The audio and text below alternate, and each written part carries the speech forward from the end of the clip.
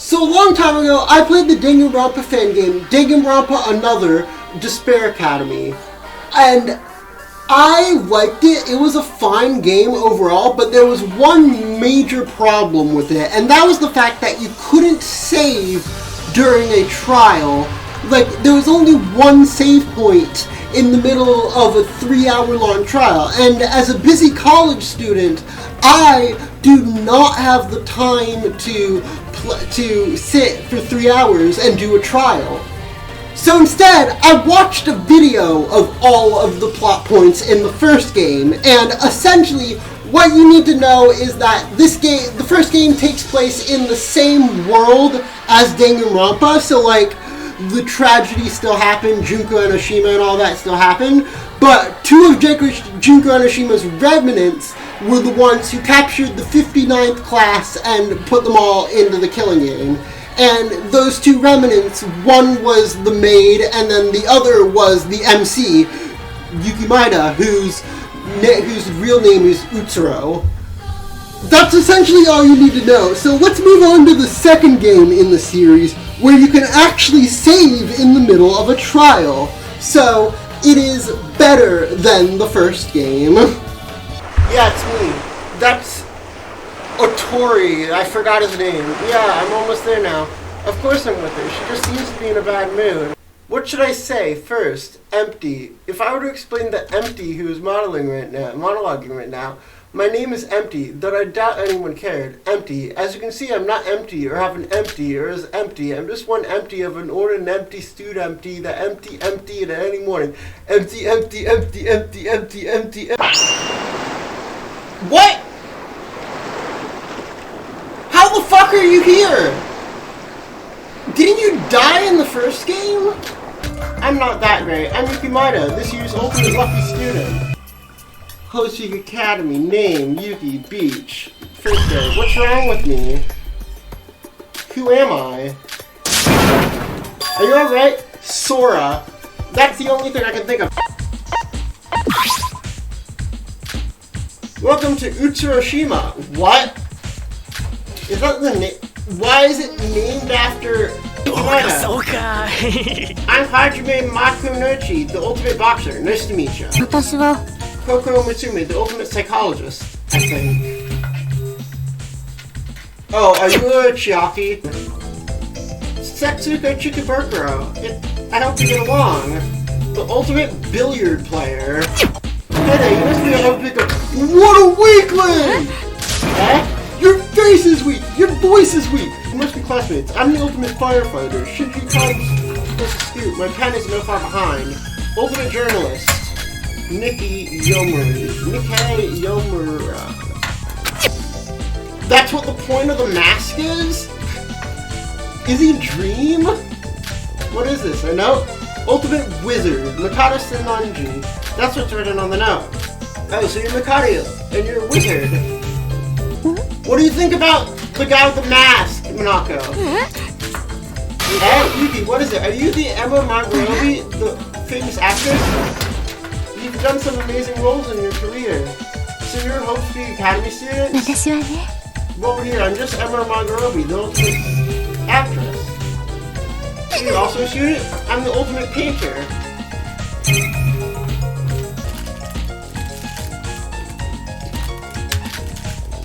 Yoriko Kago, the ultimate hostess. You might get the wrong way, I'm the ultimate hostess. What?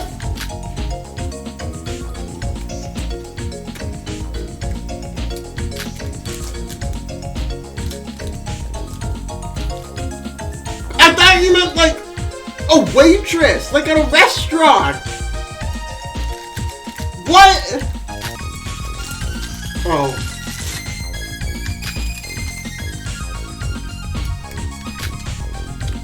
You're beautiful. Oh no, I already hate him. Oh, me? Well, I'm Sora.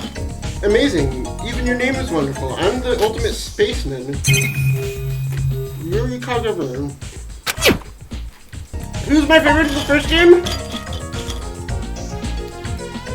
Ray, the professor.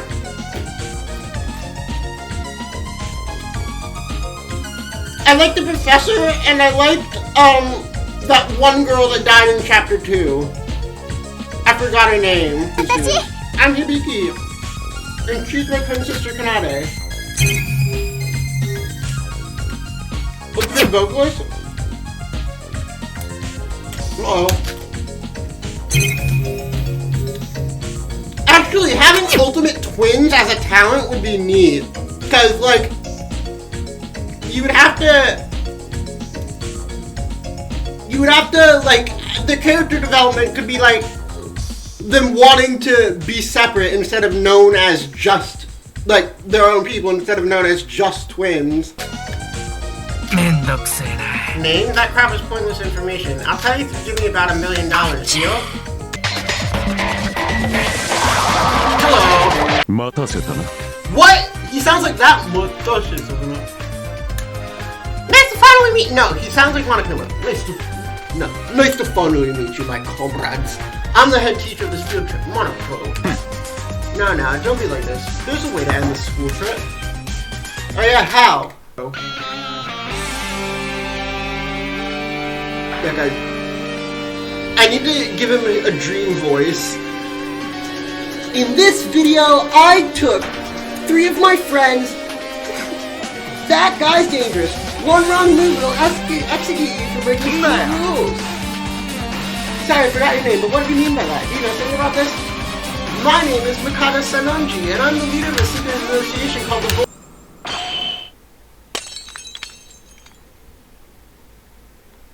No, the mask!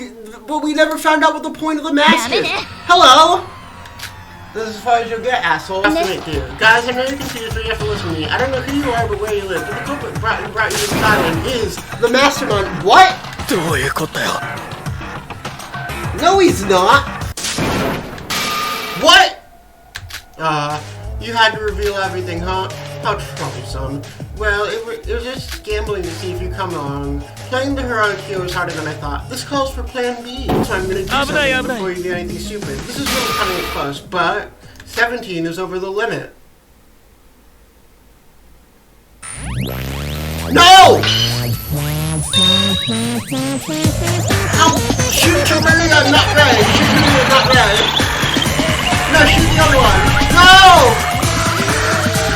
No! Shoot Chirilla! Why are you not doing anything?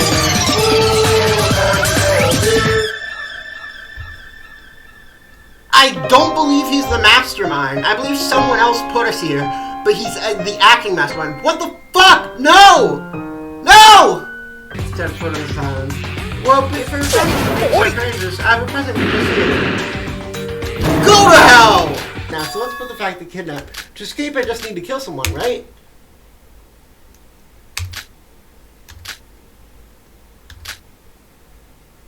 Yuki, watch out!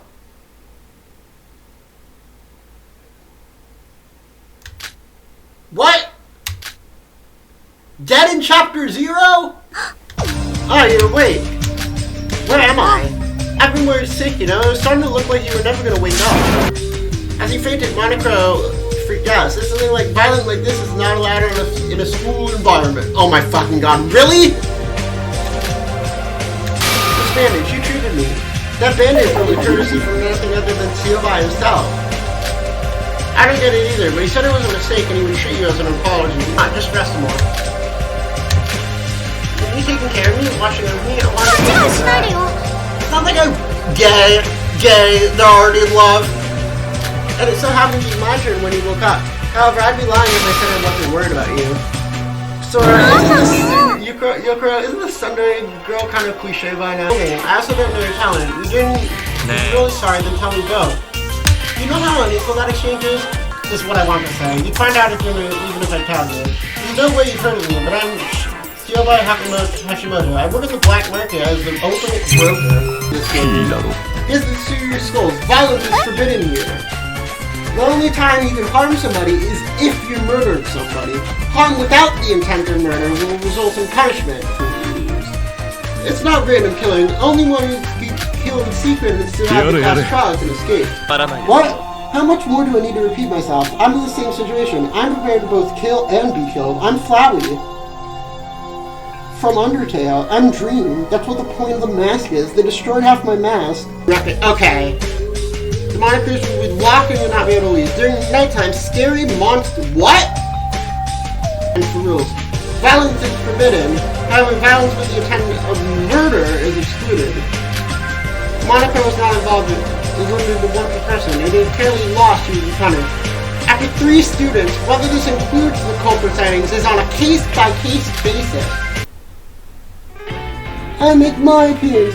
Hello, delivery from Mikada's restaurant has arrived. Who ordered breakfast? Something like that, press.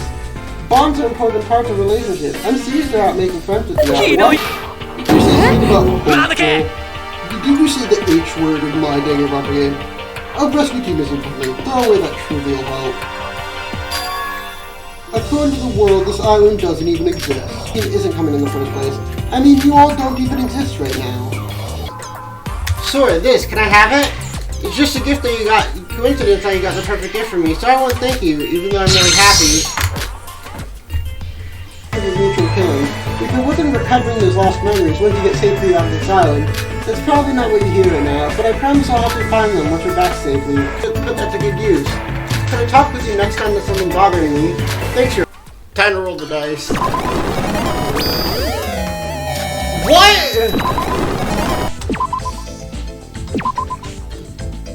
Wait, so this, can I have it? It's just a coincidence you got the perfect gift for me. Okay, Tsundere. I like her. I like the Tsundere archetype. I don't know. The Tsundere archetype. I'm quite the pessimist. I was pretty introverted, and I had social anxiety, so I was bullied a lot for it. I knew that unless I did something about my personality, nothing would change. It turns out she'd been bullied before as well. She said she understood how it helped. Anyway, with her help, I noticed my personality began to change, and with it, saw the bullying finally begin to stop. Such a risky job with such a high payoff. We didn't do... Okay, good. Oh my god. Shut the fuck up. No, sure. You really like to talk about those types of things. Yuriko seems happy. Okay. The truth is, I completely lost contact with her. I looked up to her and wanted to become a person who she'd like. That's why I picked a job and styled my appearance after her. And somehow I became the ace among people at my workplace. And I pushed the original ace, my upperclassman, for the service through pay increases.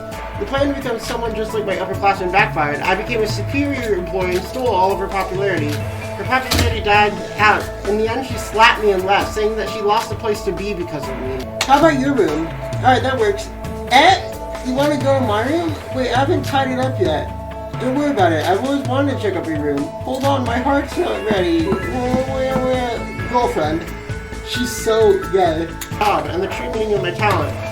Sora, you remind me of her. When I find someone I like, I tend to want to become just like them. So do you think I could become someone like you, Sora? Was that, a confession?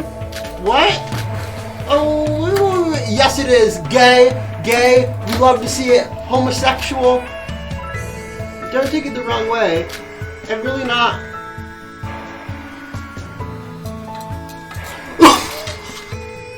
What? So you swing that way? I told you that wasn't it. Damn it, okay. They let you say that? Like that third option. They let you say that in this video game? L! I'm mad. I'm actually real life mad if that's even an option. Homophobia is not allowed in my environment. But I like you and that side of you. What? You're kidding. No, I mean it. Gay ass. I feel like something more than respect for her. I wouldn't become an hostess otherwise. I guess other people would think that's weird. That's not... Based, Sora! Whether you're in my room, you're donating, I feel an unbreakable bond. I don't think anything in the world could damage the relationship until she dies. What? Oh, right, I forgot the games did this. You're giving your undergarments to another girl? Gay ass? We love to see it. Kiss her on the mouth. Huh? A chat notification? Sora, are you asleep? I was bored. So I decided to check out the... I'm going to sleep too. Try not to dream about me. Gay? They're flirting? This actually gives me so much fucking serotonin. You have no fucking idea. Kodaka could never. It's hard to believe the words. My precious Hibiki, you wish to escape. I can grant you this. kill me. I feel bad about that, of course, but I have a dream. You might not understand it, but there must be a sacrifice for me to attain that dream. Taking this one's life on Khepri and sacrificing it for a single woman. It's been my dream since childhood. Then when I die for her, she will never forget me. I will live on forever in her heart, even after death. In the outside world, there's no way a girl would ever grant that wish. Murder is a crime on the outside, but here that isn't the case. So please, any of you ladies, take my life, use it as you desire. You can kill me yourself or use me to kill someone else. Whichever girl comes to me will be offered everything. I mean that with utmost sincerity. I hate him. Okay, so a guy is gonna kill him, right? Oh, there's just one.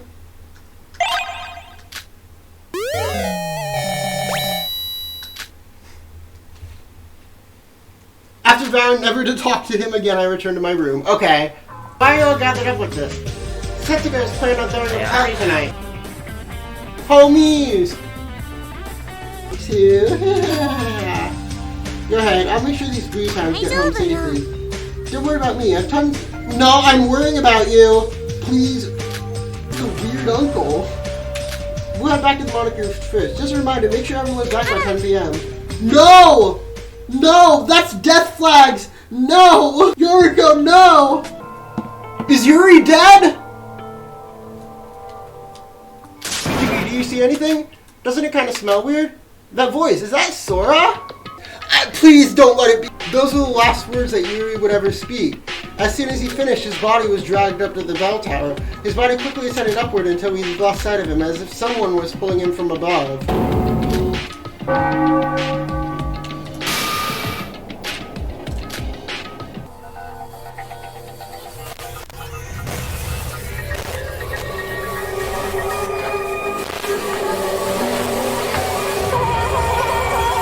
Thank God he's dead!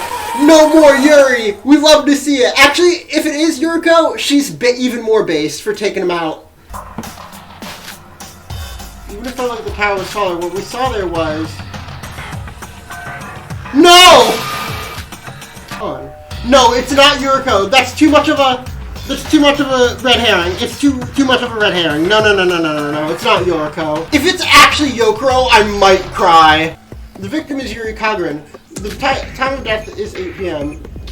The body was discovered in the bell tower on the first floor. His left calf is pierced by a hook, and he has sharp cuts on all over his body. He also has a pierced wound on his right calf. Other than that, the burns in his neck, spine, and right knee and left arm. The estimated trauma of his death is blood loss and trauma from the bruises all over his body. And connected to the hook is a rope. So the culprit pulled Yuri with this rope all the way to the top floor and then dropped him. But what's with the wound on his right calf? It looks like the same hook made this wound, but what reason is there to hook both calves? It seems much different from a normal thread. These are wires. This must be what caused all the cuts on Yuri's body. Fool me. About that, there's something interesting I want to tell you. I happened to see her walking over to the bell tower just this morning. Not only that, she was also holding a rope in her hands. You know, the one attached to the dead body. No, it's not Yoriko. What is this? I wonder. There's some sort of liquid here. That's an anesthetic. See that thing in the bushes?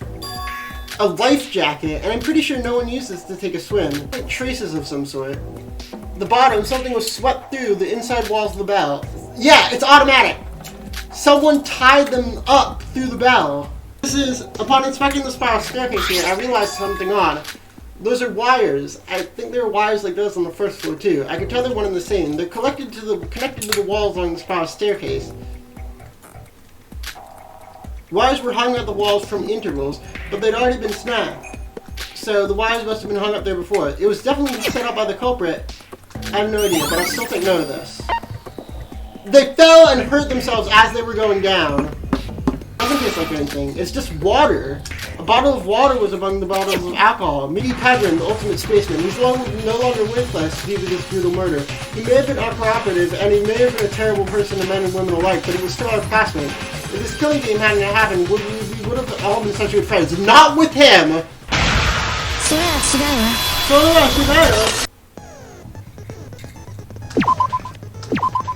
Having that lounge is essential, is the reason why I'm playing this game. Because that didn't exist in Danganronpa Another 1, so I'm just playing the second game now, because I don't want to go through a whole trial. Also, doesn't Mikado just know who the culprit is? Missing. What did they do until morning? I don't really remember it. That's not surprising. I was the only one sober. Everyone got back there, but Yuri said he needed to use the washroom, so he said he would be late. The culprit would have been locked in the monitor rooms and been unable to set up his murder. You're assuming things again. There's no rule saying that you have to be inside the monitor room during nighttime. It said that the monitor rooms were closed and sleeping outside the room was not allowed. If the culprit they would be free to go on the island. As long as they never fell asleep, they wouldn't be breaking any rules. And it can't be, right? That would be too obvious. I've been taking this a little too far. Look, I told you, I'm not trying to accuse you! Yorko, we're girlfriends, come on! Come on, you know me, I'm your girlfriend. One thing, Yorko, I still don't think it's Yorko. She's way too suspicious. You believe the culprit? Siobai is lying. I was on the second floor in the library at the time, and I saw Siobai walking up to the third floor. Class trial for me. If you can do the class trial for me, I can be set. I was testing to see if you can really do it without me being involved. I suspect my friends. Oh! They said the S word! They said the S word! The narrator is best boy. True! This is cool. I like how they set up as teams. Yorko's our only suspect. There's nothing else we can do. You haven't even discussed the possibility of another suspect besides Yorko. You look at her shape. Hello? That was a consent. The logic refresh is about to begin. Is a minigame in which your fellow students will assist you. Oh, that's neat. Yuri was dragged in. What? That sucks, dude. Because you can't even read all the things she's saying. So at one point, the hook embedded in the Yuri's pack was connected to the life jacket. If the culprit had jumped down from the bell tower with the life jacket on it, it would pull Yuri up too. Every reaction as it equals. Oh, so the culprit was down. Yuri was down here, and the culprit was up here, and so on the bell tower, and then the culprit jumps off, and it pulls Yuri up, and then lets go of the thing, and that drops Yuri. The culprit threaded the rope through the hanging bell and used it as a fulcrum. I'm not very good at drawing, but I have to illustrate it. Iroha, may I borrow your sketchbook for a moment? Oh, they drew it for me. Okay. If they fell while hanging from the hooked life jacket, the force from landing would dislocate their shoulders. The problem, Kaede suggested. Kaede suggested. Yuri was cut up by the wires as he was dragged at high speed. The resulting friction might have had an impact on the culprit's landing. So based on the previous discussion, we can say with certainty that the culprit is a man. We already know that a woman wouldn't have to use that. Why are you trying to make this problem harder than it is? The answer's already out there. There's only one other person who fits the conditions of this crime. Think carefully about the conditions the people need to be the culprit. One of the people who stayed at the party last night, and they needed to be part of the group that prepared the party, and the man. The people at the party were Setsuga, Hajime, Shinji, Emma, and Yoriko. So it's Hajime or Shinji. So it's Hajime. And Shinji said he was waiting for Hajime, right? But Hajime was in the bathroom. This feels like an official Danganronpa game, you know? I like it. That's why I like it so much. You said the culprit had to practice their murder multiple times. That's just not possible in drug. The water! He pretended to drink alcohol, but he just drank water. What the fuck am I supposed to do? Especially if there's a difficulty curve in this game, that's gonna become so much more of a pain as we go through. Even if we can say the culprit ambushed Yoriko, said man, 5 minutes to run up the tower, 5 minutes rushing up the stairs, 5 minutes rushing back down, and 5 minutes to get back to the monitors. There just wouldn't be enough time. No, he could have if you just removed one of the steps. You guys assuming the stairs would be the only way down. You already adjusted the rope length so that it would work. But wasn't the rope connected to the life jacket that was also connected to Yuri's body? Yuri died at 7:30 a.m., but if he rode the rope down at that time, he shouldn't have killed Yuri. He should have killed Yuri. Hajime could have just yanked the hook out of Yuri's leg when he was carrying Yoriko to the top. Not a lot of people wander outside in the morning, so Hajime was easily the first person to enter. Wouldn't everything be solved if Hajime had just put the hook back into Yuri's calf? Nope, it's not a problem this time. I know it sounds a bit ironic coming to me, but then, unlike back then, we know 100% who the culprit is. Before I said anyone could end up injuring their own because Hajime is a boxer, wouldn't he be able to withstand the impact to some degree? And on the two. The fact that the wires were set up at all was that the culprit could use that as their alibi. If there were no brakes set up, our first question would be who could endure the fall. Hey Hajime, are you really going to insist you were drunk? You, Hajime Makunochi, totally drunk. No one's around here cares more about their health. I always did think it's strange when you were drinking at the party. It all began when Yuri said all that weird stuff about wanting to die for a single woman. If Yuri hadn't killed, everyone would have suspected the culprit of being to be a woman. The culprit used that to their advantage. However, Yuri had locked himself away and would only answer to woman.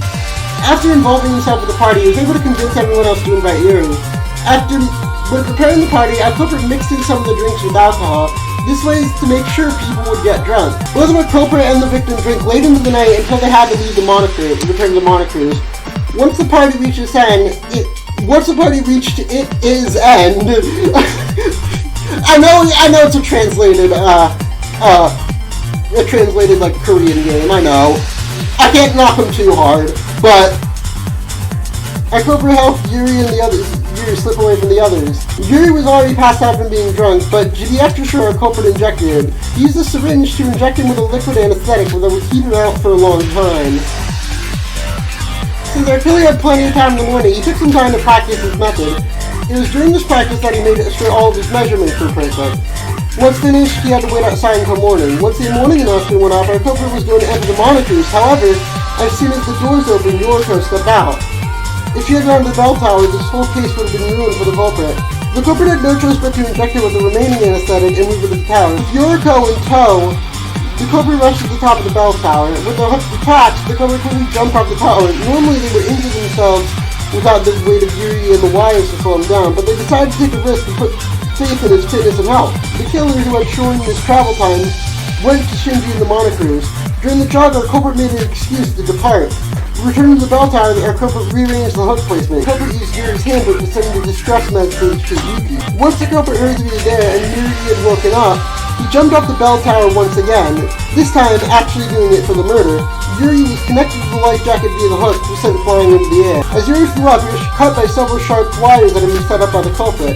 The culprit, now on the ground, cut the rope, and Yuri was sent falling down to finish him off. Your answer is correct. The one who killed Yuri's antagonist, Hajime Makunochi. Congrats on getting the correct answer. You guys wouldn't understand it at all. You'd hate me even more if I told you. I'm sorry, I still can't tell you. But you're right, I didn't kill Yuri. I had to kill someone, so I did. My decision didn't have a process. The only thing left was the outcome. Whatever my true reason was, I killed Yuri. I just want to die the way I am right now. A murderer. Atheism now? Hold on just a second. Did you say you wanted to die as a murderer? That's not what you really mean, not at all. You can't deceive me, Hajime. The emotion in your words you spoke just now. You're hiding something. I know what Hajime is saying sounds stoic, but his current thoughts suggest that he knows he isn't going to die at all. Monaco, you start your stupid punishment. Hajime, you can tell him. You can tell them the truth. I know you're worried about the consequences, but I assure you, you can speak freely. Besides, I doubt we can hide this Kokoro any longer. So, you all want to know why I committed murder, huh? The answer's simple. Because my mission was to commit murder. Okay, so he's in ultimate despair. What out loud? I must reveal that Hajime is a proud member of Void. That's the name of that organization you mentioned for a brief moment. That's right, I'm working with Mikado, the mastermind behind this whole thing. It's very likely. You must kill someone to escape this island. That's easier said than done. It's likely that this killing game. Your job was to break that deadlock and commit the first murder. So like every other Danganronpa. Well, you know, since we crossed the stakehold, I must stab the dagger deep in despair. Hajime and myself are not the only members of Void. Myself included, Void consists of 5 members, and all 5 of them are right here in this courtroom at this very moment. Every killer is going to be a member of Void. Let's begin, Monaco. Show us the grand finale of this class trial. Now then, I've prepared a very special punishment for this case's killer. Huh? Don't you think we've done enough, Mikado? We don't have to go this far. I don't even need a punishment. Just tell me the way out and I'll wait for you there. Huh? I beg your pardon? I don't understand. You lost the trial, did you not? And because you lost, you're being executed. Whoa, what's going on here? Aren't I supposed to leave? You're not going to kill for real. Oh yes, I will be killing you for real. Forgive me, Hajime, not even I can bend the rules of this game. Are you not aware that Void are participating as students of the school trip? Surely you forgot that the correctly identified Blacken must face execution. Hey, you better stop with this shitty joke again. Very well, shall we begin? Oh, I get it, this is an act, right? You're just pretending to kill me. Farewell, Hajime, I shall never forget you. Oh, and by the by, no one need to cower and feel like that. If our plans succeed, some sort of heavenly luck might... Heavenly luck! This bastard right here! This bastard right here! It's not showing up on the stream, but I'm pointing towards Yuki.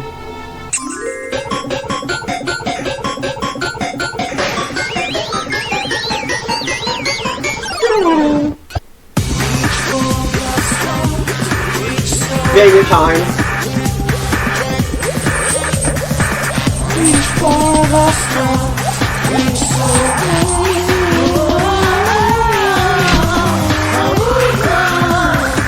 Why is it what? Super Maki nurturing machine.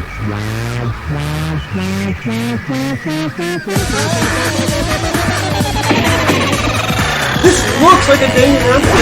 Oh!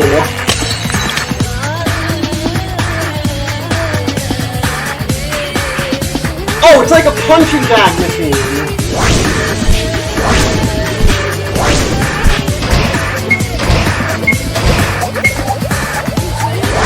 Bro, you kinda suck, not even with the triple digit.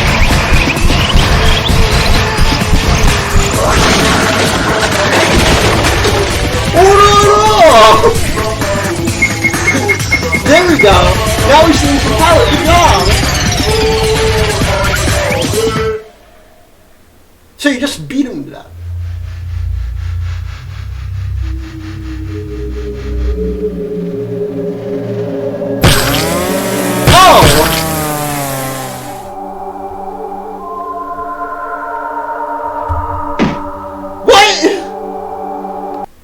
What?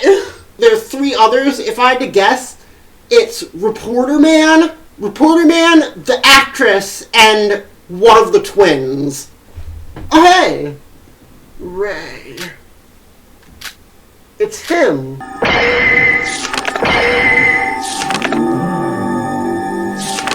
DANGANRONPA.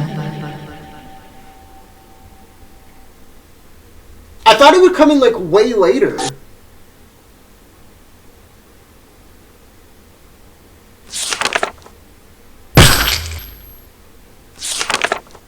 But this isn't what we were promised. You didn't say we would die for real.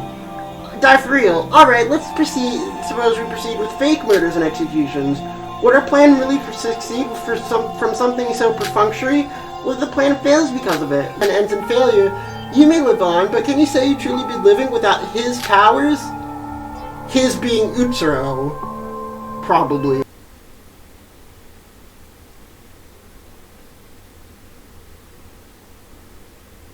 The reporter? The members of Void are. And personally, Sora, I think you're the most likely suspect. You said I have amnesia, but we don't even know who you are or what your talent is. Isn't that fishy? For all we know, you're faking your amnesia to hide your Void. Hey, Nikki! Yeah, defend me, girlfriend! Let's go! You can't socialize at the moment. Why not? I want to talk to my friends! Just hit me, I felt something. Anyway, that's my point. Even if there were three members of Void, we can make them our friends so they all wanted to betray that bastard Mikaido.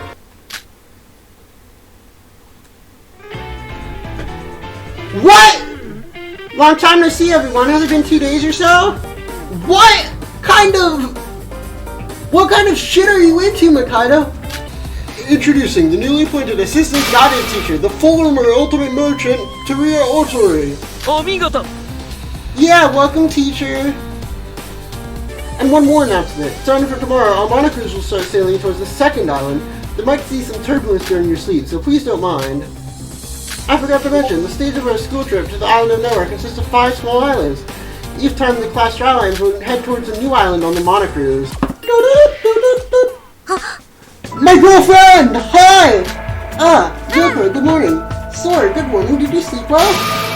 It's nothing special. Well, I mean, it's just like Sora, right? I just have the car right now. It's seems like you woke us up as well. Seriously, I feel like just for a moment I can forget everything and relax. By the way, Yoriko, were you suspecting us because of the void? I don't like suspecting other people. Nika and Hibiki was at it with us, so that's why I got upset. I entirely agree with Setsuga and Shinji, but I can't control my feelings, so I acted harshly. To be honest, when Nika said I was a bit restoring one, I have no memory, so maybe I am a void and I just can't remember it. I mean, I can't be sure about it, but you're probably not a void, and even if you are, even if, like as I said, I'll be your friend to save you from the rest of the void, so you don't have to worry about that. Yoriko, can I hug you? What? My heart just skipped a beat. Hug her! Right now! Girlfriend! This is the last advice I can give you guys.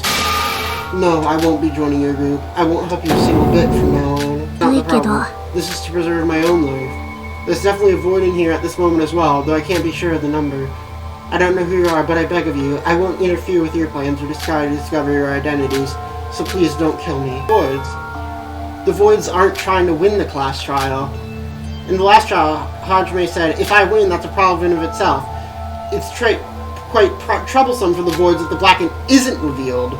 If the void commits murder, that means they followed their plans ready to trade their lives. Wrong, I don't mind you asking me the questions, but I'm not sure if I'll be able to help you out. I might have amnesia. I can't seem to remember some stuff, like there's a hole in my memory. Not exactly business, but you there. Have I seen you somewhere before? Are you hitting on me? It's nothing like that. Am I mistaken? For some reason I get a strange feeling in my head when I look at you face to face. So do you want to drink tea with me? Or something? What are you doing? He was saying on me. Look here, mister, I don't know what's going on, but this is a situation where you can be relaxed. She's jealous. You there, you said you were Sora. Sora? You say Sora? So, tell the truth, I don't care if my methods are unethical. It's a feasible method and I'm able to keep it a secret. What do you mean by I do think there's a way to produce the basic emotion. To lock up newborn babies, prohibiting all contact with the outside world until they're adults. What? Oh no, this bitch crazy! You just think that because of your strong curiosity, Kokoro. And I fully understand that you won't stop at anything to achieve your dream. Regardless of what anyone says, I think you're a kind person. Aren't you at the very front seeking for ways for all of us to escape? And you like being alone, but you're willing to collaborate and talk with us for everyone's sake. I think all that's possible because of your kind heart. Oh, I'm embarrassed. I'm extremely embarrassed right now. My girl is hitting up all the girls. Because you are the first person that I've shared this much of my personal story with, Fufu. Aw, she likes. Unfortunately, I already have a girlfriend, but you can be my bestie. You're my bestie. I already have a girlfriend. It's Yokoro. Oh, right. Just normal friend things, you know. It doesn't matter. So it's just you, Rara. This eye isn't my own. There's a side effect. Ever since the surgery, you know why I always close my right eye? I'm actually Sans Undertale. Opening is like taking a lens off a camera. It records every situation I've ever been in. It's like instant memorization. It records any visual information, so if I open both eyes, I get dizzy from the confusion of seeing past visual. And more than anything, you look like Sans Undertale. I love Sans Undertale. Hibiki and Kanade. Hibiki, she says she wants to get along with us again. Should we go talk to her and make her feel better? No, leave this to me. You can go to your room. I'll deal with the twins. You can't trust Big Sis? Don't worry, I have something in mind. Oh, you're absolutely gonna die. Yeah? What do you call a rich nut? Cashew! Ah ha ha ha ha ha ha ha. It's hilarious, right? Puns never fail to make me laugh. For me to escape, my best way to work is the Harry Peterson. Okay, we're never talking to her again. We're never Oh, wait, no! Wait, never mind, you're an actor! If you played Hermione or some shit, never mind, you're based. As long as you aren't the writer, you aren't based. You're just an actor. Okay, never mind, you're based. As long as you don't associate with the writer of that series anymore, you... Hibiki? Oh, you're absolutely going to die. Kokoro's dead. I did not expect to be it for Kokoro. Kokoro's on the floor. Dead or unconscious? Okay. When we entered Kokoro's room, there was... Oh, hi. Oh, what's up with you? Kokoro, you woke. Wait, Siobai, why are you here? Is your body okay?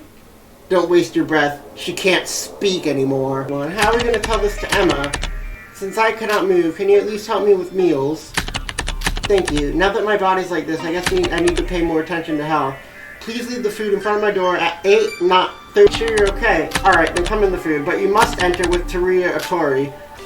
Huh? Is it a gift? No, it is. Oh, you know what I love? It's so pretty. Come and give your big sister a little kiss. Oh, the big sis shit is gonna be awkward when you fucking give me your underwear. Yeah, Rara, do you want to become my sibling? Let's become blood sisters. Big sis. That's right, Rara, I'm your big sister. Well, fun. Alright, now give me your panties, big sis. This game fucking sucks.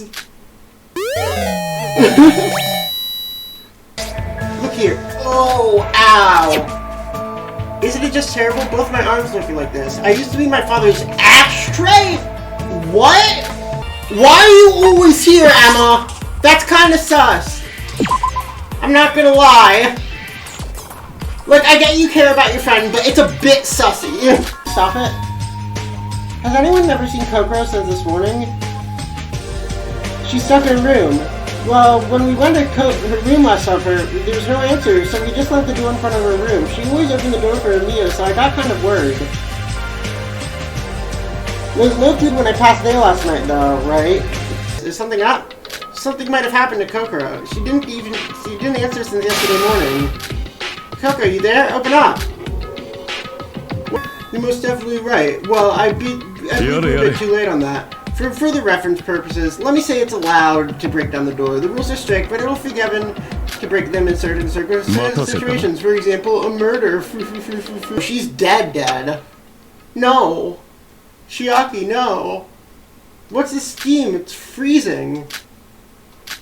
We did our best to ignore that comment and tell ourselves everything would be fine.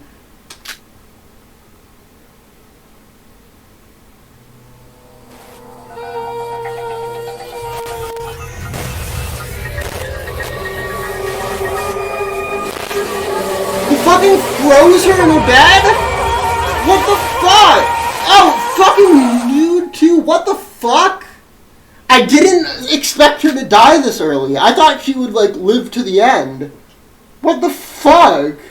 They fucking stripped her nude before... The victim, time of death is unknown. Location of death is Koko Mitsume's room. Both hands and feet have been cut off and are missing. There's also second and third degree frostbite all over the body, calling the necrosis to the cell. Any thoughts end up killing Kokoro? Okay, right off the bat, my suspect is on, you, the reporter man. Disconnected from the hands and feet. No, dry blood stains. It looks some time have passed for these blood stains to dry. The color proves that. So what are those blood stains? It doesn't seem like it's disconnected from the heads and feet. Ah! From the looks of it, the blood of the disconnected section of hands and feet is frozen. A drum container. What is this doing in Kokoro's rooms? The drum container is labeled with the letters caution, liquid nitrogen. Setsuga, look, I found another clue. It's liquid nitrogen. The culprit must have used this to freeze Kokoro. If they use liquid nitrogen, there must be some traces left somewhere. What's this? Dry ice? It's an open bag of dry ice. I found it on the floor. So is this how they freeze Kokoro? Yeah, wouldn't it be difficult to freeze someone with just these? You could partially freeze some parts, but this is a solid material. Definitely not enough to completely freeze Kokoro's whole body. Maybe they put the dry ice into the nitrogen? Think about it. Our rooms can only be opened by those in our handbook. The handbook is inside the room, and yet Kokoro was killed inside of the room. Nikki, maybe if someone had stolen the handbook, couldn't they enter whatever they wanted? They could have snatched the handbook while giving her food. Then they could...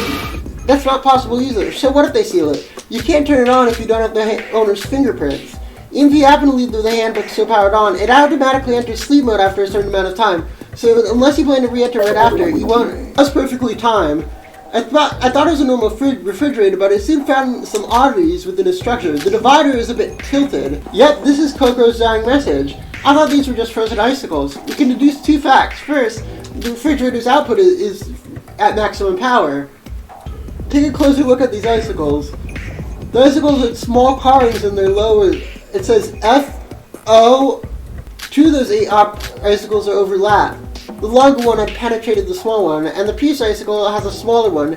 Has not an F and O, but an F and I graved on it. Out of your mind? Investigation? Why even bother when I already know who done it? What do you mean by knowing who done it?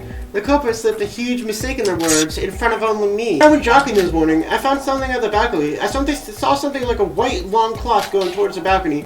One of the wigs had some shards on it or something. I don't know how it got here. Maybe I'm being overly cautious. What? I guess this is what we talk about.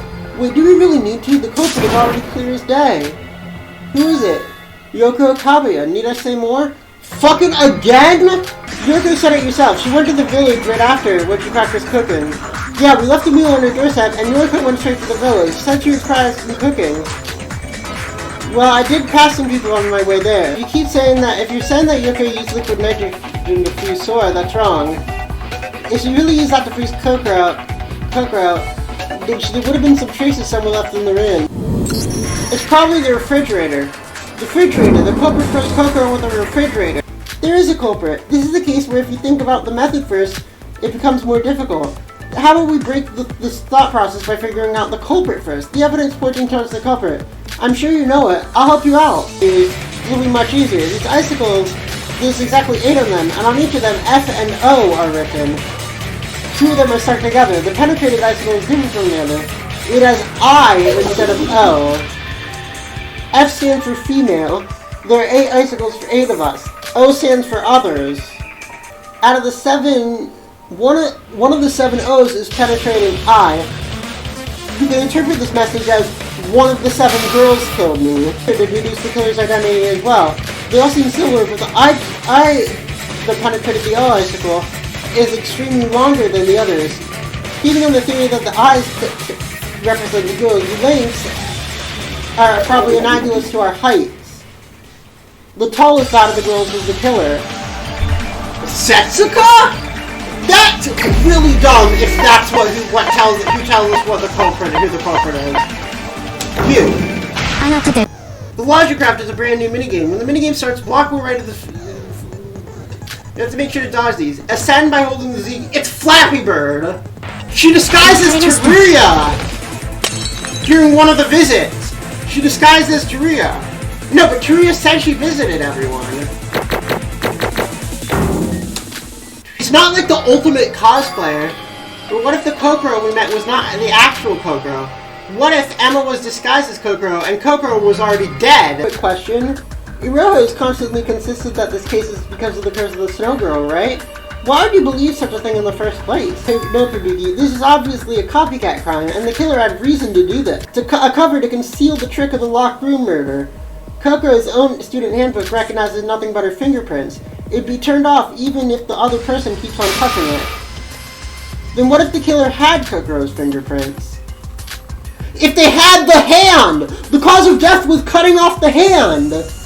That's why they needed to cut off the hand to commit the murder! That's why they cut off the hand! But how do you do that? It's not only a matter of hiding it. You could cut off the hand and then just cut off the finger. By the time we discovered Kokoro's body, it was just beginning to melt to bleed, but there was a dry blood stain on the bed. The dry blood stain was by cutting off the fingertip at the beginning. The imitation of the legend was just for show. Kokoro's doing disguises her. And most surprisingly, the one who came out last during the performance. When we brought Kokoro back to her room, was Emma.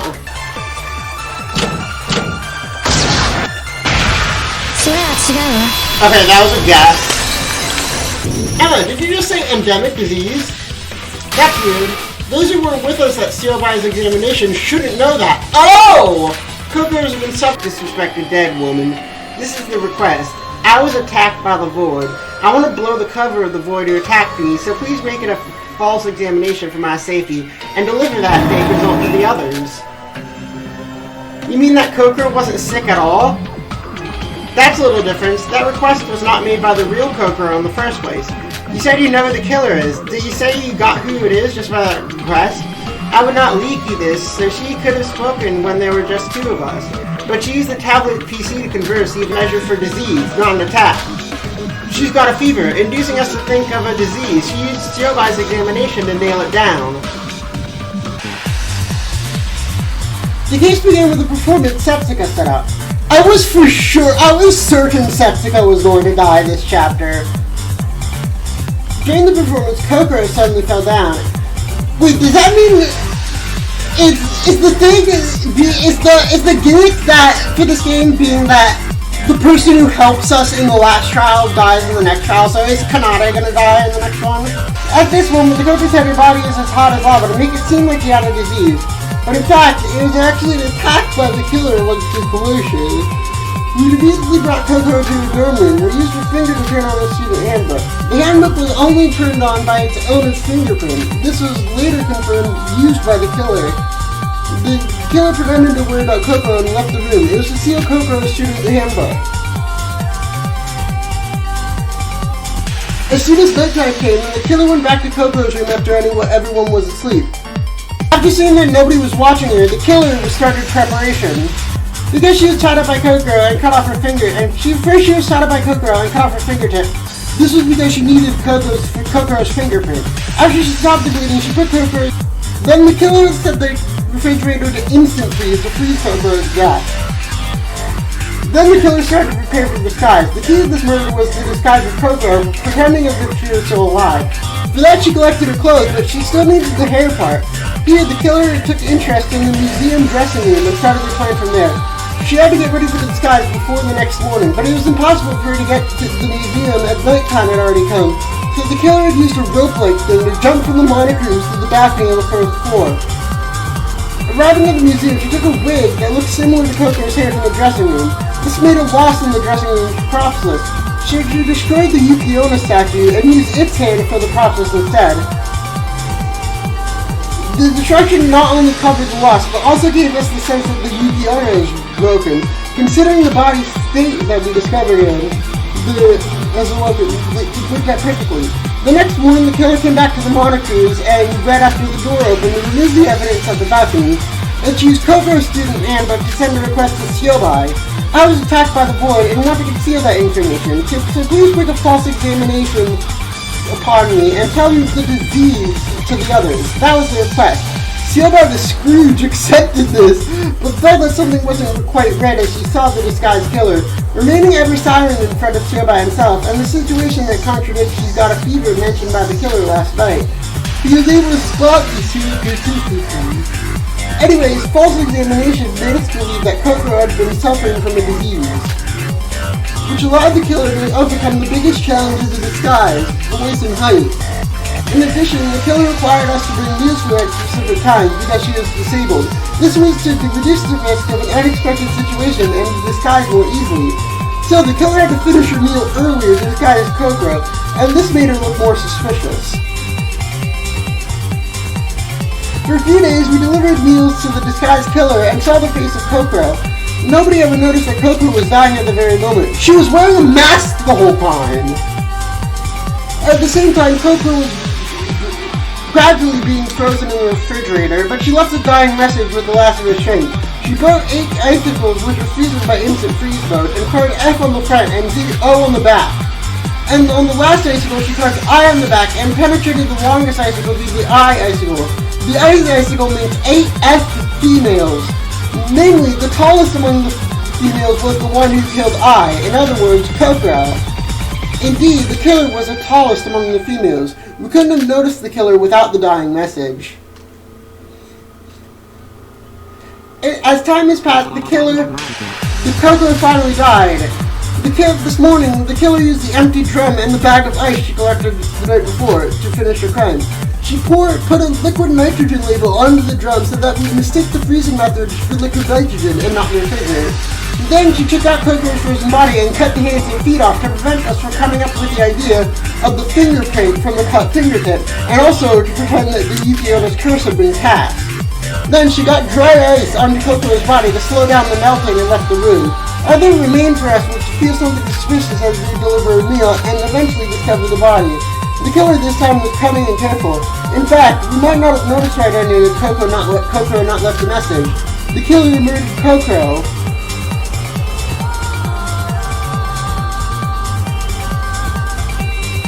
Could be nobody but you, Emma Barbarobi. There's no particular reason. I did it because I'm a void, just like you said. That's all Hajime was, and I'm Mikado's co-conspirator and ally too. Someone and risking execution. So Emma was supposed to murder too? That is one point. I'm certain that it wasn't Miss Makarodi's turn. Each of the 5 voids has to commit a murder in the set order. I believe Mr. Makanouchi has mentioned this before. Of course, anyone else is welcome to kill. You may consider this as a safeguard against deadlock. If only voids commit murder, other voids with knowledge of the kill order will instantly know the identity of the culprit before the trial. It would be like watching a mystery TV show after having been spoiled the ending. However, it is surely a great merit to know who is supposed to murder next. I was perplexed after realizing who the culprit was. The occurrence of a non-void murder was within my expectation, but more voids muttering up the kill order. It would have been nice if I would have informed of this as advance. I'm sorry, Mikado. I messed up the reenactment. Although you may not have noticed it, you reenacted. So encouraging you to join the rest of you. I'll join you only under one condition. I have plans to cooperate this and resolve the situation if you decide to work with us, Emma. Can you understand? My condition is for you, a member of Void, to stop working for them and join us. Join us even more. Whether about your father or your adoptive parents, we'll do the best we can to help. No, I'll do whatever you say. I'll bring money. Please don't hurt me. Even if Kokoro did not bring up my past, I would never have betrayed Void. As a Void, I would put everything into the one last hope we have, even if it costs you your life. I'd better be a dead person if the plan fails. Stood by, watching her. I'll say one last thing. Shinji's plan, I don't think it was fundamentally in the wrong direction. If we had another way out, we would have agreed to join this nasty plan. Hajime felt it, and I did too. Had we met you in another setting when we stayed good friends, but while the plan in action, all this process means nothing. No matter what you all do, the outcome is already set.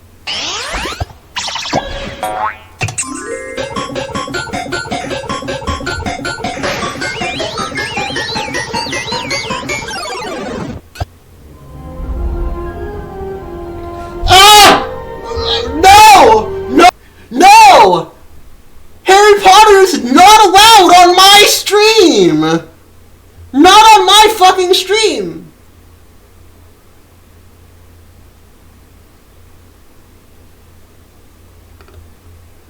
Why so serious? The Joker?!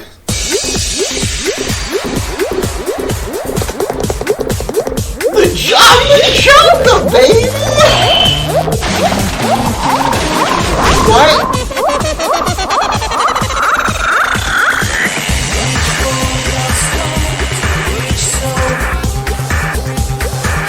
Simply jump off the... Is this what's happening?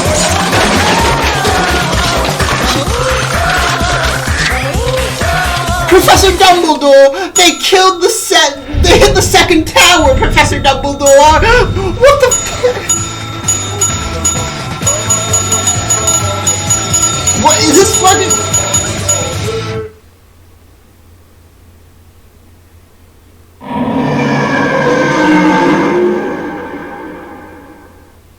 What? I do my best to look for the things you told me. Be careful. Act normal and Void and don't let them find out. Yes, I know. Just count on Big Sis for everything. What? Are the last 2 voids Sexica and Nikkei? Didn't you have setting out another plan? I understand that they can't, but they do have a mind to side with us. They're probably on edge between us and the Void. Though what we need to do is the same, build a trusting relationship. But we also need to find a way to free the Voids of their despair. Are you saying we should find out the reason why they're on this plan and help them that way? Now that we've eaten, there's nothing. I guess I could spend time with the others for a while. Ah, Setsuko, you're finally here. Oh, Sora, we waited you for quite a while before we finally gave up. Sorry, I had some business to attend to. There's barely anything to do before the ship sailing, and you were always the first to come to our meetings. Well, I guess it's a secret. Void says what? I'm starving, I'll have breakfast now. You said something with Sis, right? I'll see you later, Rara. Feeling a break over 1 with the Okanoji players. We did it! What?! What?! They're children! No! No!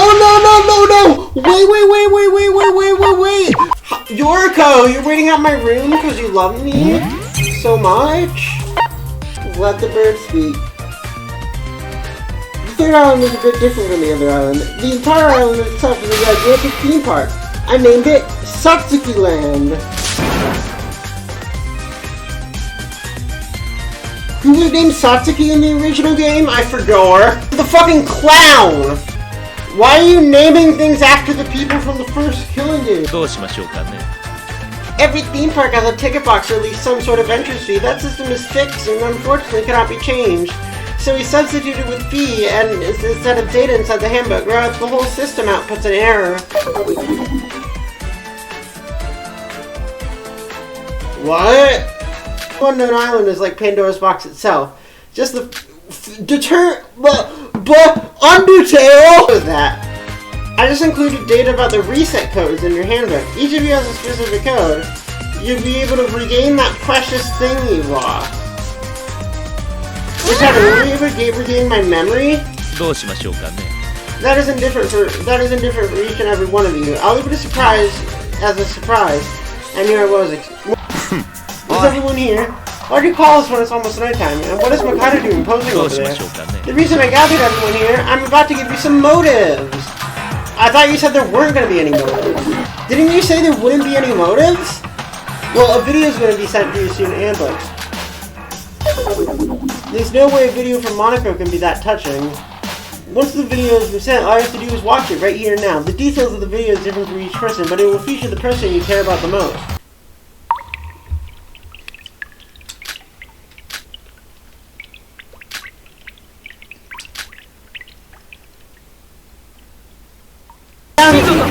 This was clearly unexpected. This is it, the feeling of despair. She's like, now the highlight. 3 days. If the murderers occurs in 3 days, I'll show the black in the final part of the video you saw. In that video, you'll see what happened to that person, and most importantly, what stayed there, so you'll get to see everything. This will apply even if you do not win the class trial. Even if you fail the class trial and get executed, you'll at least solve your curiosity about the video before your death. Don't worry about a thing, okay? Suka, but Mom and Dad, Void or whatever, I don't care now. We have to get out of here right now. But to do that, you need to kill someone. Let's go to bed to clear our minds out. There's going to be a parade tomorrow evening. I imagine Monica's going to announce you sooner or later. So while we see the parade, I have something to tell you. Until then, please act normal. You're going to reveal that you're Void to us? Okay, so she's absolutely Void, but she's planning on betraying Mikado. Now then, for today... What? Huh? What's this? I suddenly feel extremely drowsy. I even drank 2 cups of coffee. It seems like Jessica sent us a message. Guys, something just turned up. Realizing the apparent unreality, she ran up to the altar, and as expected, the blood trailed from there. We ran up here with that as a picture. Maybe someone's planning a prank. Something happened in that door. Let's go in. What is going on? Where did we go wrong? Where did we go so wrong? Ever since that motive yesterday, our harmony has been collapsing to the ground. And I was asking, who is it? Is it Hibiki or is it Setsuka?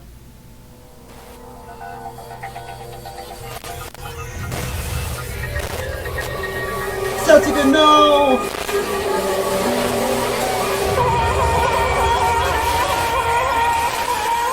No! You were my second favorite. Yuki, snap out of it. I think the culprit of this case might not be a Void this time. We do have one, yesterday's motives. He gave us a reason to kill this time. If the killer's reason to murder was the motive, the killer might not be a Void. The fact that the culprit was a Void, it was only revealed after what the culprit... The body was found inside the altar. The neck, shoulders, are cut, dismembering the bodies into 10 pieces. The torso is also missing. The murder weapon is a sharp object. The bones have severed arms and cracked, but something was off at the infirmary. You know they keep blood packs in the refrigerator there. Somebody took all of them. Just yesterday, they were definitely there. That's not all. The medical kit was there when I was heading to the Mirror Mansion at 6 o'clock p.m. to meet up with Setsuka. Black plastic bags. There's some use of black plastic bags thrown away amongst the firewood. Both of us were searching for Setsuka. Oh, okay. And the gate system was turned off after the body was found, so we were the last people to enter. Why did it not register out names for us, then? Then we should take a note of these 5 records between the ID here when it's out at 1924. It came out at 1936. That's gotta be me, so we only have to check the other 3. I do remember the time I went inside. It's only been an hour since then. That's back when we... Oh, there's only 2 outs and 3 ins because because...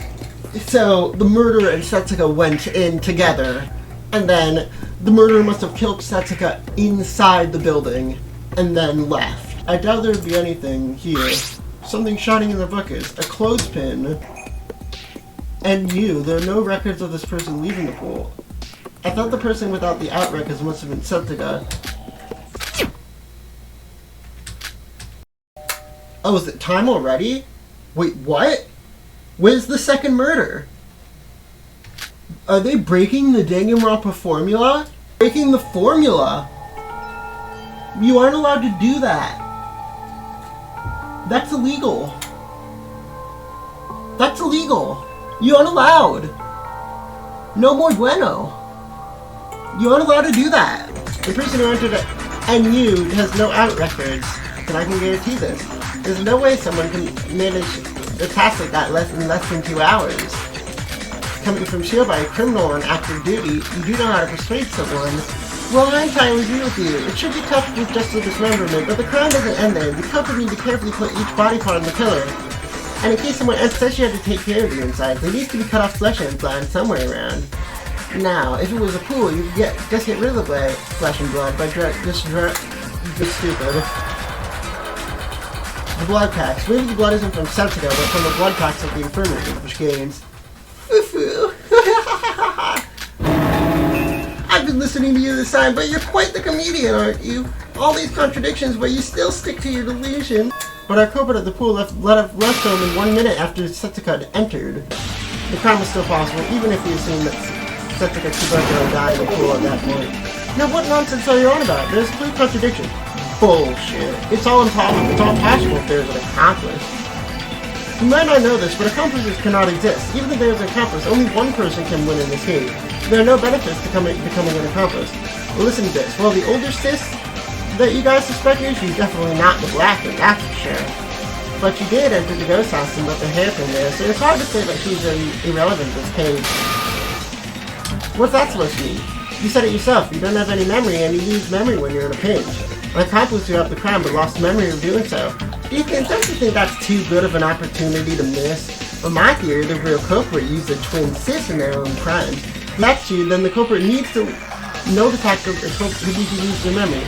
Duh, that's why the person who knows that is the real culprit. Is Kanade.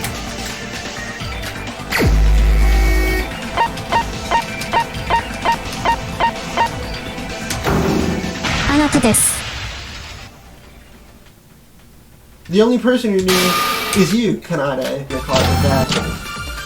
The fact that something sharp was used as a murder weapon. When she was stabbed by a knife and then dismembered? Then she'd have some traces of being stabbed on her body. I didn't mean to do that. That was a misinterpret. Was there none? Every body part was checked. Not. Cool, got that? If you look at the pool gate record, Setsuka's ID is probably IS. He went in at an inn at 8:45. DJ, or should I say Mr. Transgender? Miss Kanade over there entered 1 minute ahead of her, but that would mean that Miss Little Sis left at 9:22, only 40 minutes to spare. And that's where the accomplice comes into play. I called out the twin sis as the accomplice, eh? 9:22 is exactly when she entered the pool, using the handbook of her little sis. Handbook when entering the pool. And since Kanade's ID already had an in-rec. Oh, so the ID is still tied to the handbook. It would show an out. So here, let me grab 2 mints.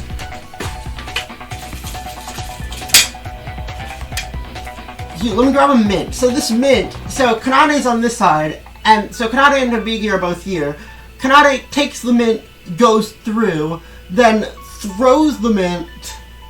I don't have judgment in my mint throwing skills to throw it. To Hibiki on the other side, who then goes through. But because it's still Kanade's handbook, it shows an out record. Okay. Station. The monorail will stop moving at 8 o'clock, so she rides it from block A to C. I carry the body parts back to block A through the monorail. This way, you'll be able to solve both the time and stealth issue. And so, what next? There's not much left after this. Had the body parts somewhere near the ghost house. After confirming that the white hair over there left in 1936, go to the ghost house with the body. You said my sister was an accomplice. She was literally used by the real culprit, the whole thing. This case was performed by a single person. Let me spell out the clues for you. First, as I said, they are left-handed, and they provided us with a false testimony so that my full sis, and they had an alibi in the parade so they could move around the monorail.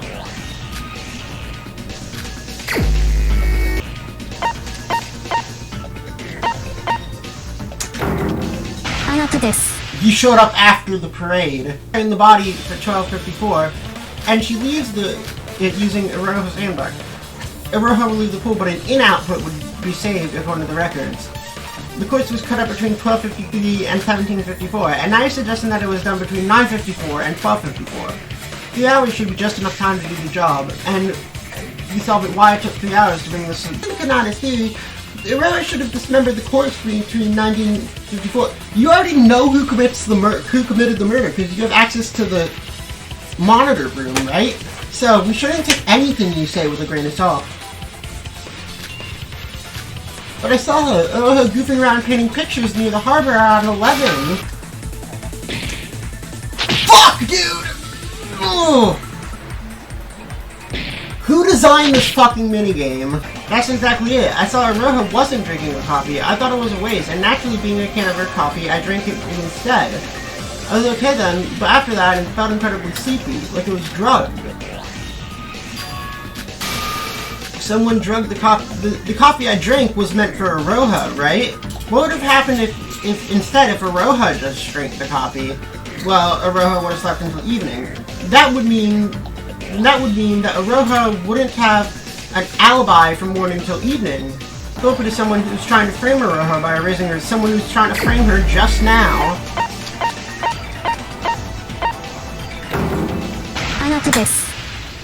We've gone back and forth and back and forth. The culprit was someone who was pressing on Iroha until now. Kanade, it's you!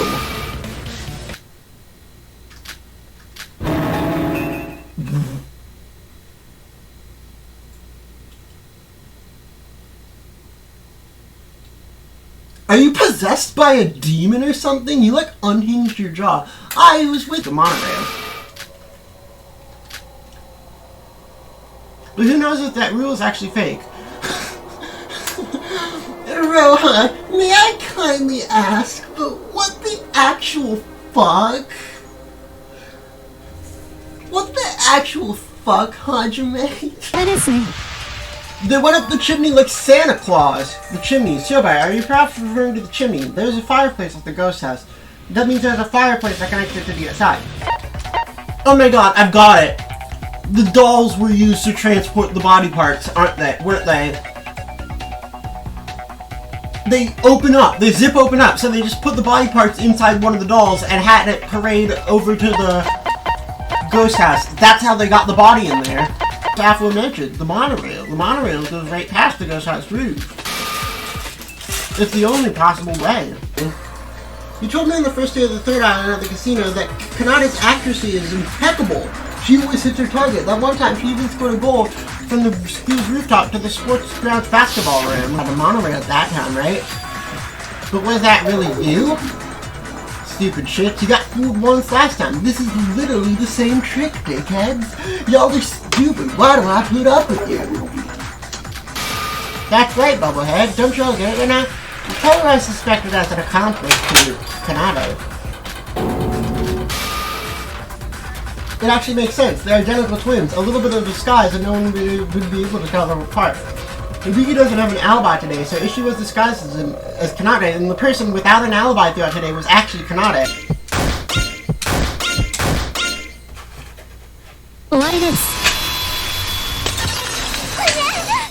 What the fuck? That is a child! Her chest. She must have hidden Setsuka's hands inside the clothes. The body shape is different. The Kanade was identical to the Kanade. She probably used some object to correct her body shape. The black plastic bag. She probably used those to carry the cork pieces. If you rub the hands with multiple plastic bags and hold it inside your clothes, evidence that she had those. If you simply wrap it in plastic bags, evidence.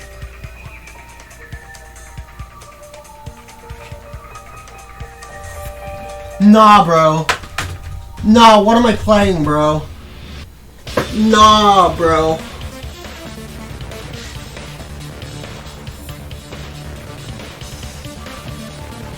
That is a... He's a... big sis.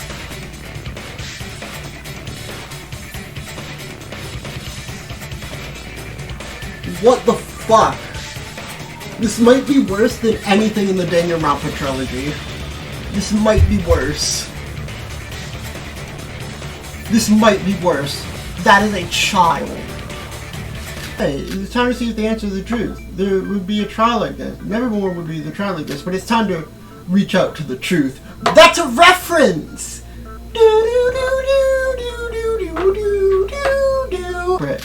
Wait, something's wrong. Wait, come to think of it, that's pretty weird. The culprit is only one person. Hibiki doesn't have any benefit by becoming an accomplice. That's it. So that was it. I've got it. A crazy theory that solves all our questions. Hibiki Ochinoji, you're also the culprit. What? I said also. They're not just accomplices, they're both the true culprit. What, like they both grabbed hold of the knife and stabbed her at the same time?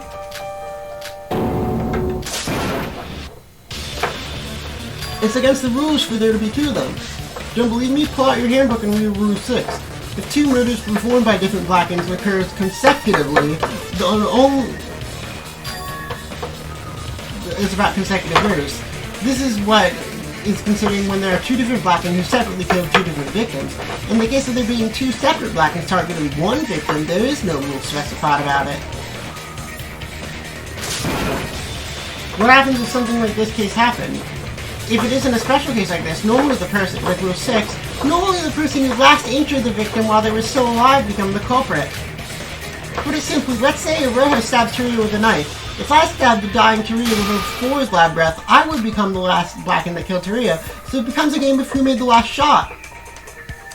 But in the end that means, if the person who makes the finishing blow, then if two people injure the victim at the same time, then they both become the culprit. They didn't outright stab her, they knocked her out and stabbed her together at the same time.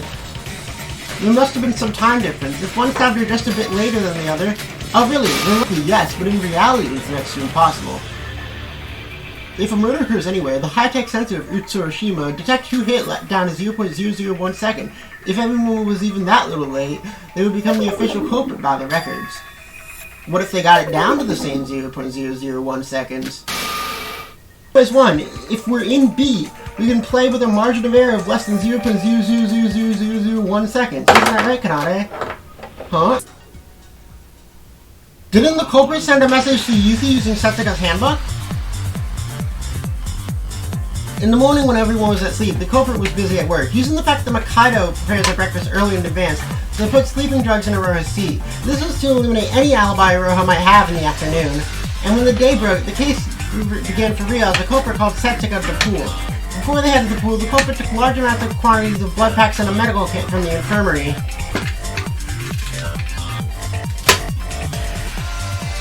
Since it was already gone by the time Taria attacked this morning, this was the only chance they had to take them.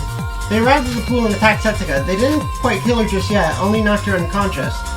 After this, the culprit signaled the other culprit of this case. This is the first time that two people were both the culprit of one murder. The culprit handed their handbook over the gates. This was to manipulate the gate record, a crucial trick used throughout this case. The second the culprit entered the pool using the handbook they were given, the in records of the first culprit and Setsika already existed in the gate record database, so it showed an out record for the first culprit. The second culprit was able to enter the pool using their own handbook and leave a record. Next, the two simultaneously stabbed. Originally, the one who stabbed later, even if it was a matter of milliseconds. However, killers to report the difference is undetectable. This is because they had the ultimate talents related to rhythm. After confirming the fact that they stabbed at the same time, the first culprit left the pool. They used Setsika's handbook to make it seem like no one was at the pool. As she was leaving, she also put up a sign. This way, no one would enter the pool. However, the culprit made a huge mistake here. The medical kit they used was paid through an insurance to heal Setsika in case they mistimed it. Well, they're now leaving with the newly useless medical kit, a bottle of antibiotics. We're not sure if the culprit didn't notice this, but we were able to prove the double blacking theory using this evidence. She re-enters the pool 3 hours later with the tool was new. For 3 hours, it was left blank intentionally to frame Aroha. Once they had the tool, they needed to begin doing their business. And by business, I mean cutting up Setsika's corpse into multiple pieces. The fact they dismembered her body was to transfer her body to a different place, which we'll get to in a moment. Here they got rid of the abdomen. Yeah, we know what happened. Once the dismemberment process was over, they cleaned the pool using the tools, and the second culprit disguised as the first culprit. They were twins, so a bit of makeup, too. They needed Setsika's notebook, and by carrying the hands as a disguise, they killed two birds with one stone. They were able to use their handbook freely, just like Emma did. The culprit then sent a message to Iroha using the handbook. The message called for her to be in front of the mirror mansion. Because of this mention, that Iroha wasn't able to participate with us during the parade. After sending this message, the culprit leaves the pool while still disguised. She puts the signs in front of the pool back inside and then walks to Block A. After arriving at the ghost house, she undisguised herself and enters the pool while deliberately getting witnessed by Iroha. By getting witnessed by Iroha, the culprit later used this fact to frame Iroha and made her seem suspicious. However, amidst the rest of changing her disguise, the pins used to hold the plastic bag had dropped on the ground, which we use in this trial as important pieces of evidence. The culprit ran up to the wires and cut the fuse box. This was because they also put out the fire in the fireplace. They needed to be that way for the other culprit. The blackout itself, so the other wouldn't notice what happened. A little later, the second culprit redisguised himself as the first culprit to join us as the rest of the parade. The second culprit was able to watch the parade without any suspicion.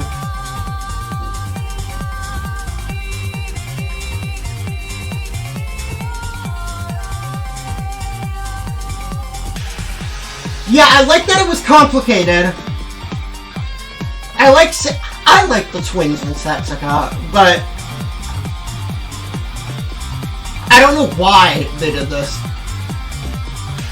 They moved the corpse pieces to the station. While the second culprit was over at the ghost house, the first culprit was busy with her work as well, getting rid of the signposts before leaving the pool, and putting the chess piece inside one of the parade dolls in Block C. At 1810, the monitor headed to Block A arrives, and the first culprit begins the first process. They threw it through the chimney one by one. It was done with ease by the culprit. It made it seem like it'd been teleported. Since the ghost house was next to the track that connected Block A and C, she only had 4 chances. As 7 pieces, even excluding the 2 hands and chest, had to be transferred. She calculated the monorail table and went back and forth between Block A and C. Using this method, they had exactly 7 chances for the body, and using that, transferring was done. After all the body pieces had been safely thrown inside the chimney, the parade was almost over and the chess pieces had to be delivered to Block A by then. Meanwhile, the second culprit and the crew were becoming anxious about Setsika's absence. Pretending to look for her and heading to Block A to the storehouse, the 2 Blackens meet up and switch places. The reason the second culprit disguised in the first place was to create an alibi while the first culprit was busy moving corpses, and since that was finished, there was no need for the disguise from then on. I just finished investigating the ghost house, and after confirming that I left, the first culprit signals to the second culprit who was still hiding inside the storehouse. They used the Setsika's handbook so there would be an ID with an out record. They put all the body pieces on the altar. The setting was complete. They moved into the folding screen in front of change face, and they started to flood the place with blood using the blood packs. This was to create the illusion that the crime scene was the ghost house, and the culprit dismembered the corpse behind the folding screen. They created a huge trail of blood leading up to the altar. The culprit deliberately dropped her hairpin near the altar, then sent everyone a message using Jessica's handbook. They hid in the space behind the folding screen, waiting for the others to arrive. As we arrived, we followed the trail up without any suspicions, and ultimately entered the body.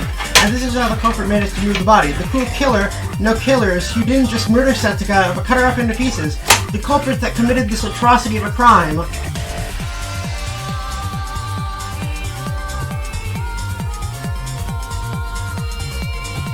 Kaede, Shinoji, and Hibiki, the ultimate guitarist and ultimate vocalist. It was you two.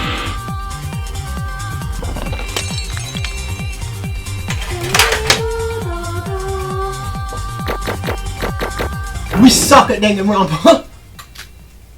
Let me go home. I hate it. I love how characters get development and then immediately die. Cool. Thanks. Let's start on development and then immediately die. Cool. Thanks, Danganronpa. Oh. Oh, look at the score. Oh. Oh.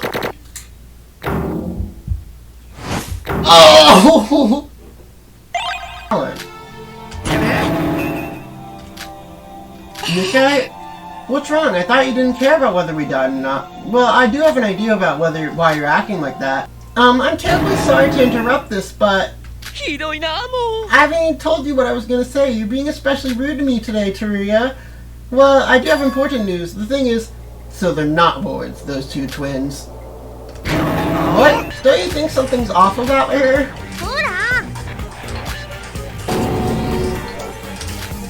Is she alright? Oh my god, so cute! Everyone meet my lifelong project and the motive for this murder, so what do you think? I'll tell you everything one by one. Hibiki, hand. Do a backflip. Say you love me with a smile.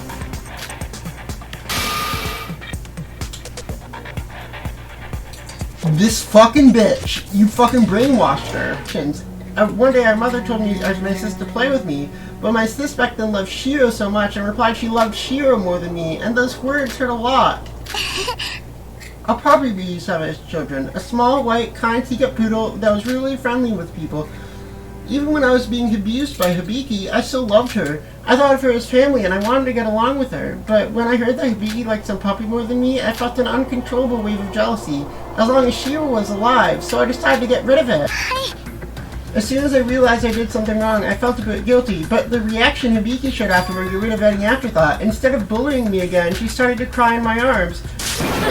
And that face of her back then was the face of an angel more precious and adorable. What? She's turned to a passive and weak state whenever she was mentally backed into a corner, and every time that happened, she cried to me for help. That's when I started to... What? What the fuck? I've tried out numerous methods, but the best one is to eradicate Hibiki's most precious person. Like with Shiro, every time Hibiki made a close relationship with someone, I got rid of them one by one. Ayumi, her best friend, got kicked from the top of the stairs, and now she's stuck in a hospital paralyzed. The nerve of that girl. Your sister feels sort of creepy. Honestly, that bitch deserved it. A middle school homeroom teacher? That would be... What?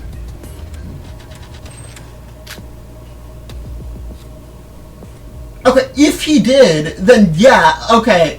Then W. Kaede.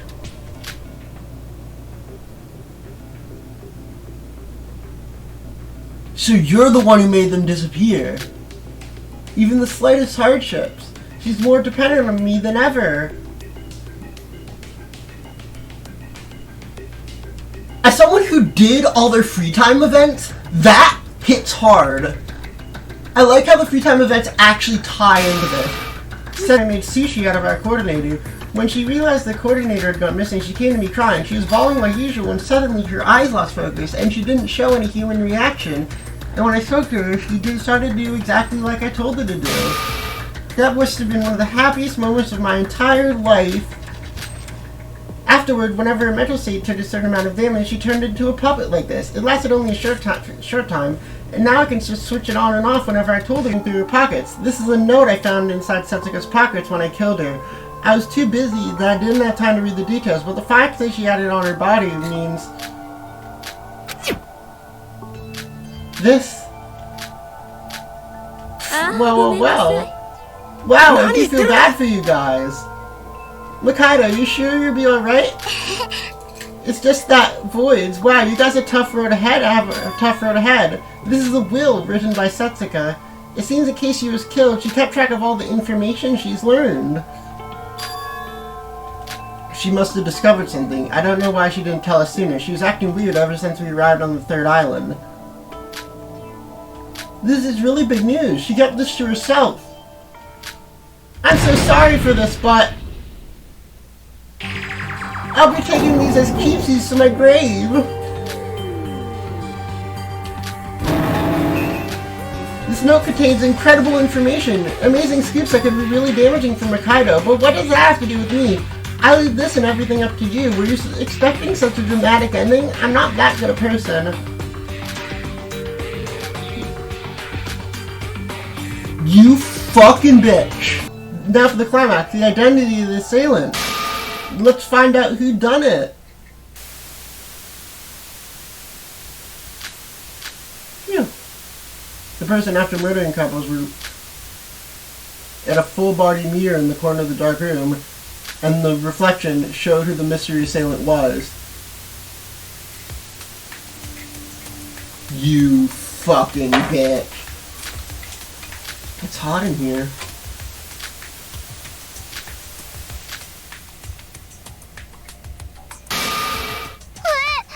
I honestly thought it was going to be Setsuka. Mikado, would you care to explain this video? I never murdered my parents. Granted, I did event, but I decided now is too early. I don't know the exact details, but I can say that these are not made up in any way, shape, or form. Nobody gives a shit about your oath, so that doesn't sound like it's missing. Stepping on my pride like that? Wait a minute. Foo-foo. So that's it! That's how it was all along! Amazing! I never...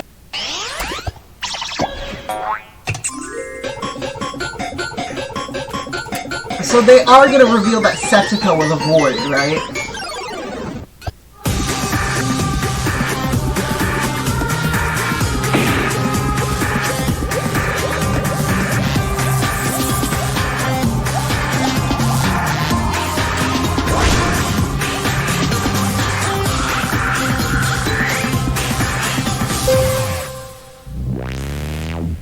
Melody Rhythm Final Concert Death Concert.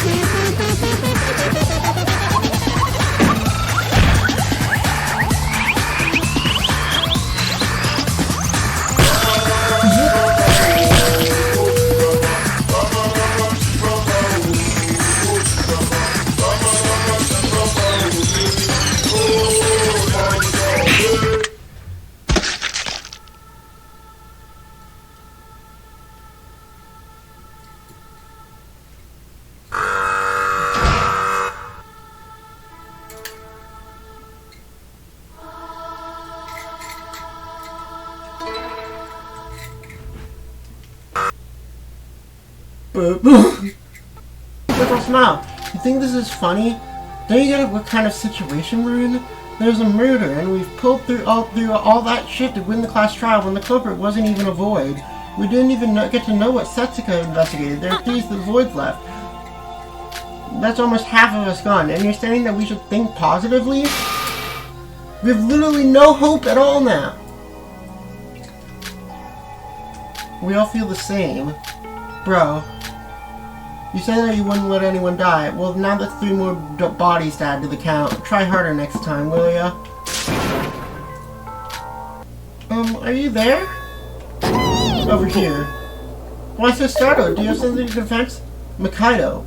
What's up? Why'd you call me so late at night? What is up? I'll tell you what's up, you stupid little brat! Are you really... Are you even aware of the fact you're a void? It was your turn last time. Emma stealing your spot, that I can understand. Their corrections were made in the end, after all, but you ruin everything one time, and you're supposed to make it up the next time. If you ruin everything one time, these were supposed to be 2 victims this case. A double murder, you hear me? Well, let's talk about what actually happened. The cases weren't similar, and to top it off, 2 black-ins? How are you going to take responsibility for this, Use his powers, for God's sake. You saw the class trial, didn't you? The outcome is already decided. You just have to have the will for it. Utsuro's powers. As much as I'm disappointed, it's still not too late. But so I'm giving you another chance, so I'm very forgiving. Next island, you're in charge of the murder there. Everything will go as planned under his protection. You just gotta wish for it. But the next island, it's that person's turn. You really think they're still on our side? Just how stupid can you get? That damn brat betrayed us long ago. Didn't you notice something was off ever since we arrived at this island? Nikkei? But wait, don't tell me, you wouldn't dare think of backstabbing me like that brat. After all, the day of his resurrection.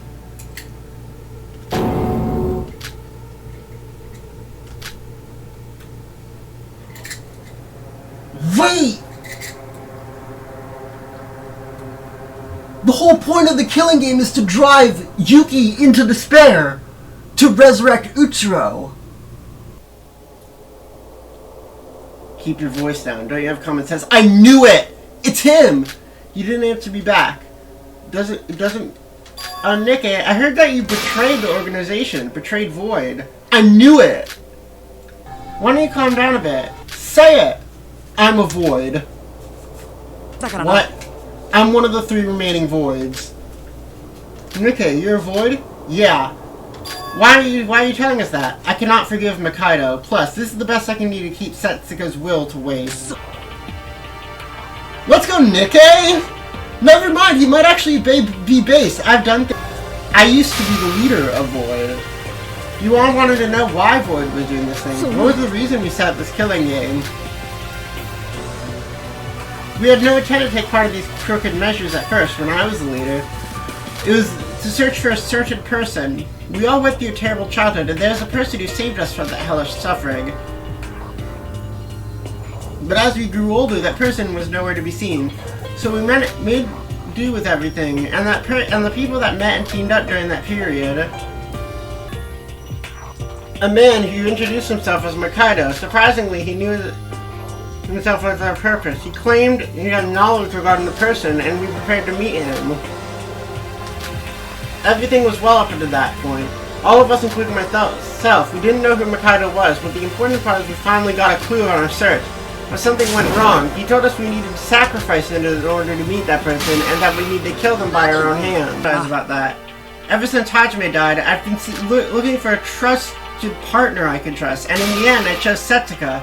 After choosing Setsuka as my partner, I told her about Void, just like I'm doing. You all think you dragged into the Mikado's plan simply because you were unlucky?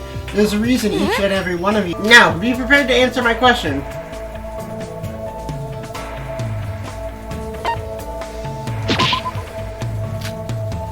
Excuse me? Anything's okay. Then, what's the...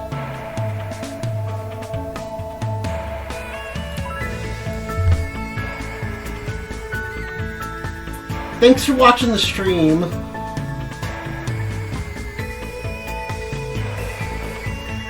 We're gonna end there for today. No. Branch out to hobbies. Okay, so he didn't tell me at all why he's a Void. Cool. Yoriko, Sora! The explosion we heard this morning was because the Monocles crashed into the port.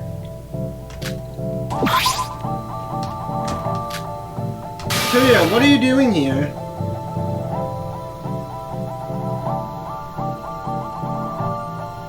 Hahiko and Satsuki. Monokuma! Hello! Boop, boop, boop! Little comrades, you should immediately come over to the Oracle Room! You should come very quickly! Wait, start, and let's get right to it!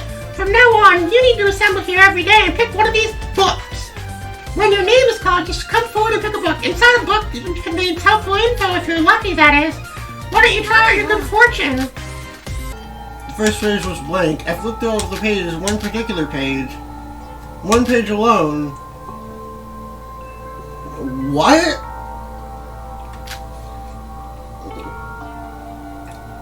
Wait! The exit codes! Morales should have been the one to come up with a plan. There could only be one answer. Someone from the outside has intervened. Somebody from the real world. Now! What do you mean the real world? The place you're standing in... We're in a simulation. That's why the inside is exactly the same, because it's just a different room in a video game. Right? Is that what you're trying to say? Exactly. But then who? It's probably that person, Ray McCarran. Ray... The orange-haired lady.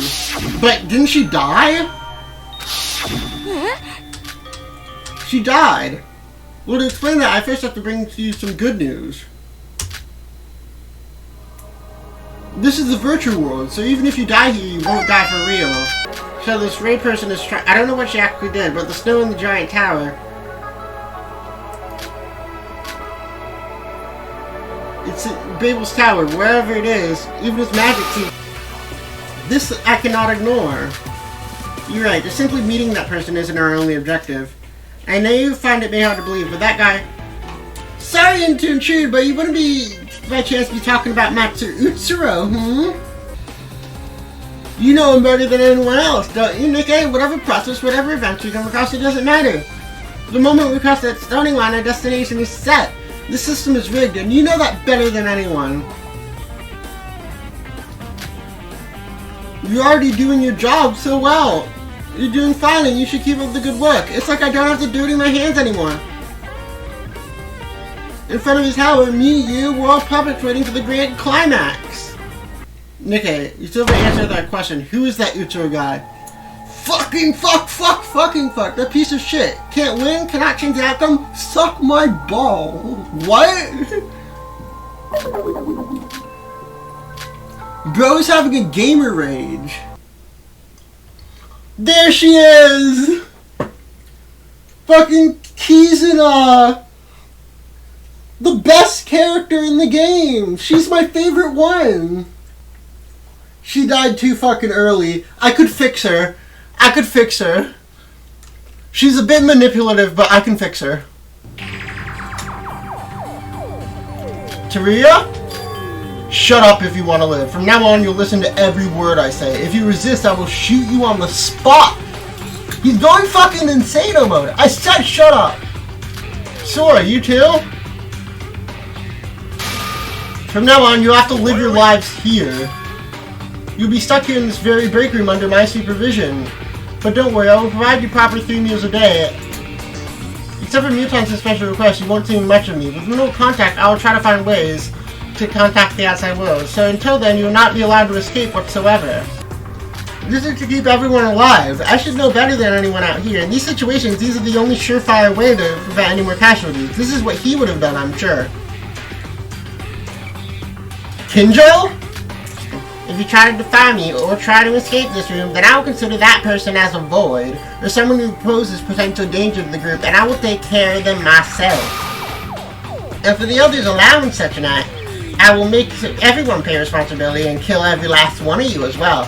That's how far I will go to preserve the order and peace from now on. What? Why are you...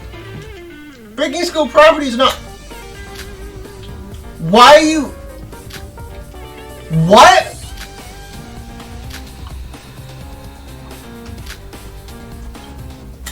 What?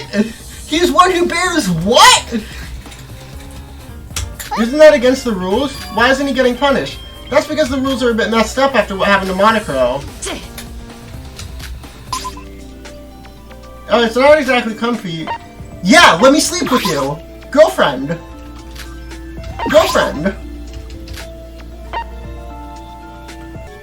Good night, Sora. You won't believe how tired I am right now. And she's already asleep. I can't say this is the best bed. I mean, I can kind of lie down on it, but it's hard and rough. How about we use some of these books as pillows and blankets? Well, we always slept alone because of the rules, and sleeping together like this feels like a pajama party, or an actual school trip, or like we're girlfriends, snuggle up close. So what do you think, Yoko? Do you think I might be insensitive considering that we're talking, but would you care for a little nighttime chat? Yoko, come closer, I can't hear you well.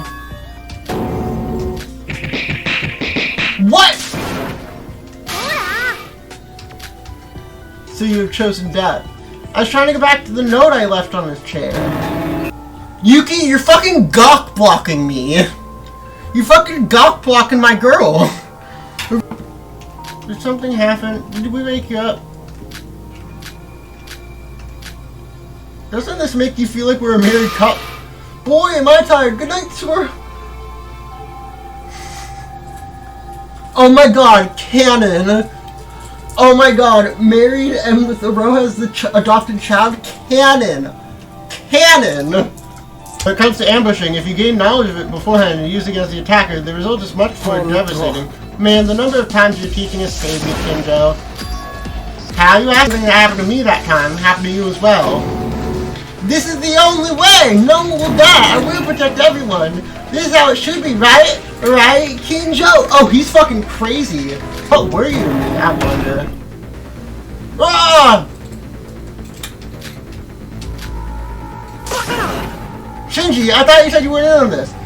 I can't let someone precious to me die again. I won't fail to save them this time.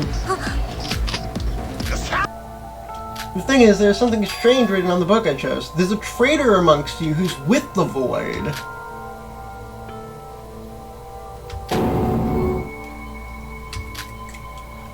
So you mean there's a rat among us?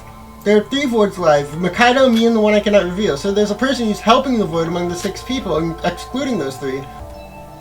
Personally, I think this traitor is none other than Shinji Kasai. I don't think it's Shinji. Rumor has it that it's a mysterious collaborator that helped with our plans. No one other than Mikado knows about this person. I know that if it wasn't for him, we'd all be dead this morning. But he's been acting strange, and as a Void, you're basically telling us there's a 6th Void. I couldn't confirm the information, and I heard that they only helped prepare the plan, and they weren't involved with the execution of it. Thanks, Shinji. Talking to you. It's not like I need your thanks. I'm probably more thankful to you. Goodbye! You love me. A fine specimen of a tsundere. What a girl. Damn, we're so in love with her. This should be the highest floor, but I can't even see the ceiling. If I fell from this place, I doubt I'd survive. And just at that very moment...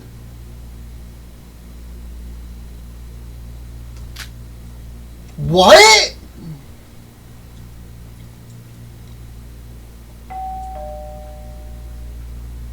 A body has been discovered! Yo! Can't even have a quiet nap in this place. Are we really dead?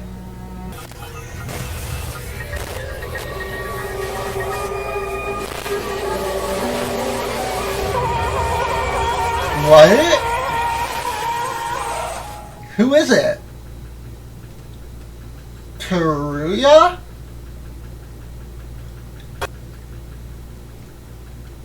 Emits a smoky odor like the body of Shinji Kasai, the ultimate firefighter. Oh! What happened? What do you mean there was a body found? Oh no, Shinji. Sora, what have you been all this time? Do you know how worried I got?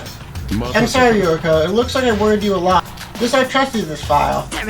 What's that supposed to mean? You said you had no memory for the past few days. Do you even know how this case went down? Well, we're not. That and this are unrelated. I know exactly what happened in this case, regardless of my memory. Investigate some other stuff. Did this bitch look somewhat...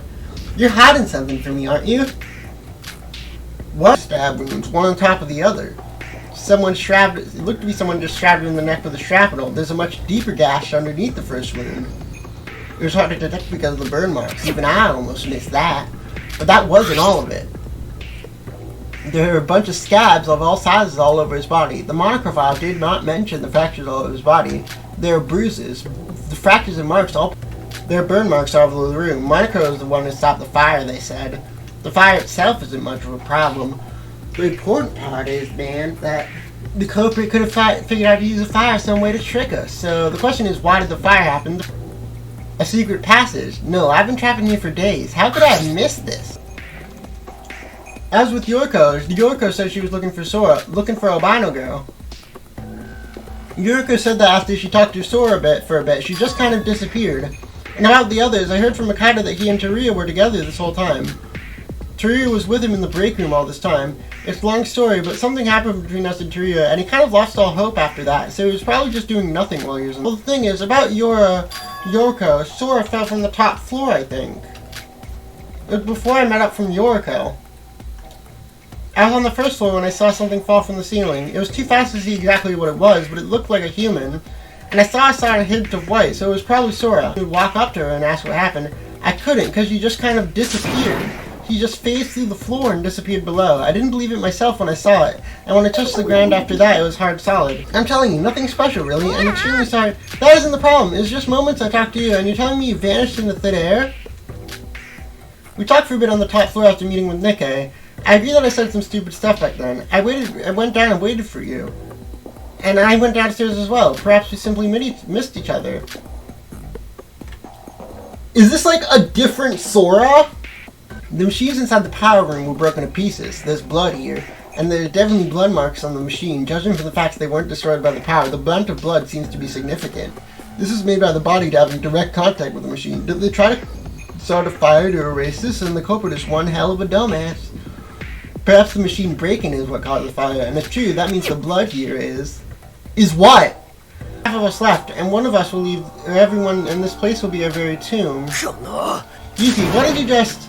What's this? There's something I should feel important that I should be remembering you now. Have you gone Uchiro mode? What? What do you mean administrator code activation? There's no need for that. We already have our culprit. Yuki, you're the culprit, aren't you? I remember. I also recall Nikkei suspected Shinji as a spy.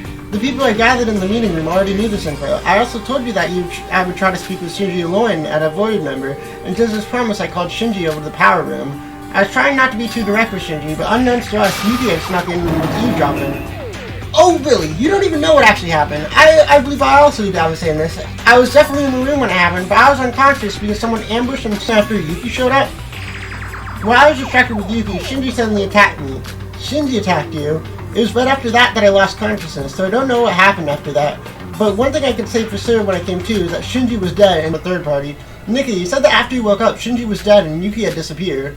And what did you do afterward? I ran away because I got scared. Nikki, allow me to say the very word you just said to Yuki. But can you prove it? If Yuki killed Shinji, that means you were there unconscious when the time it occurred. Even if you were knocked out, don't you think it was weird that Yuki would murder someone he didn't know when you were going to wake up or not? Rather, you had the perfect chance to kill Shinji after Yuki had left, not... You're the one who was with Shinji the last, right? Was that Adachi's theme? Was that Adachi? Was that Adachi? Play that sound clip back. Play that shit back.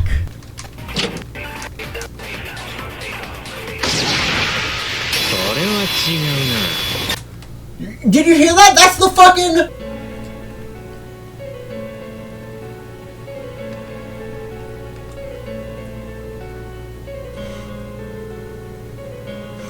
That's fucking Adachi, right? I'm sorry, I stabbed Big Bro like you said with a glass shard on the neck. I know I asked you all to ignore me. Can I say one thing? I know for a fact that a person like you wouldn't stab Shinji without good reason. After Nikkei, I was being cautious investigating when I suddenly got attacked by someone from behind. When I came to, Nikkei was out on the floor and Big Bro was holding a stun gun in its hands with a scary looking expression. I don't know if it was what Nikkei told us, but it didn't feel like the Big Bro I knew. You don't know how he acted weird lately, right? I was so scared that I was frozen still when he suddenly came right at me.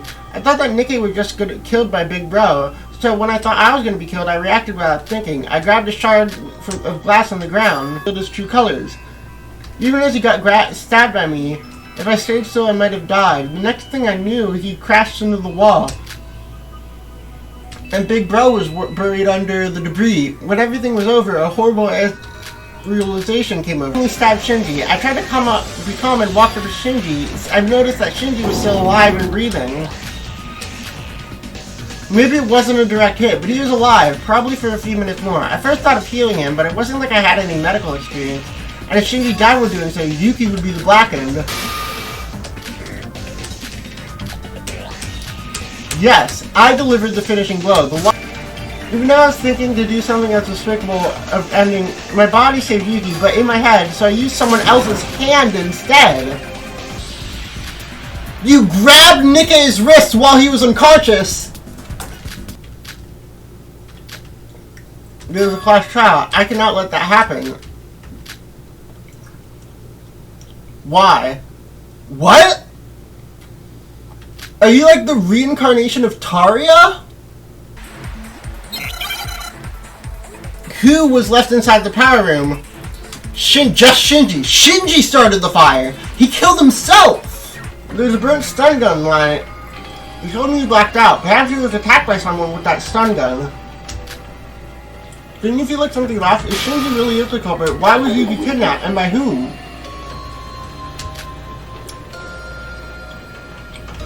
Well, Shinji, obviously. The only one to have hostile intent against her. Nikki, there's one thing I need to clear up with you. When you gathered us in the meeting hall room to tell us that Nikki might be the traitor, where were you and what were you doing after that meeting?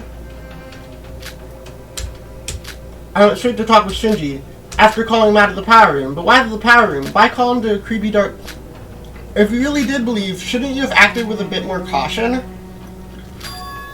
I mean, doesn't everyone agree this? If Shinji really was a dangerous threat, then Nikke basically walked into a tiger's den alone immediately.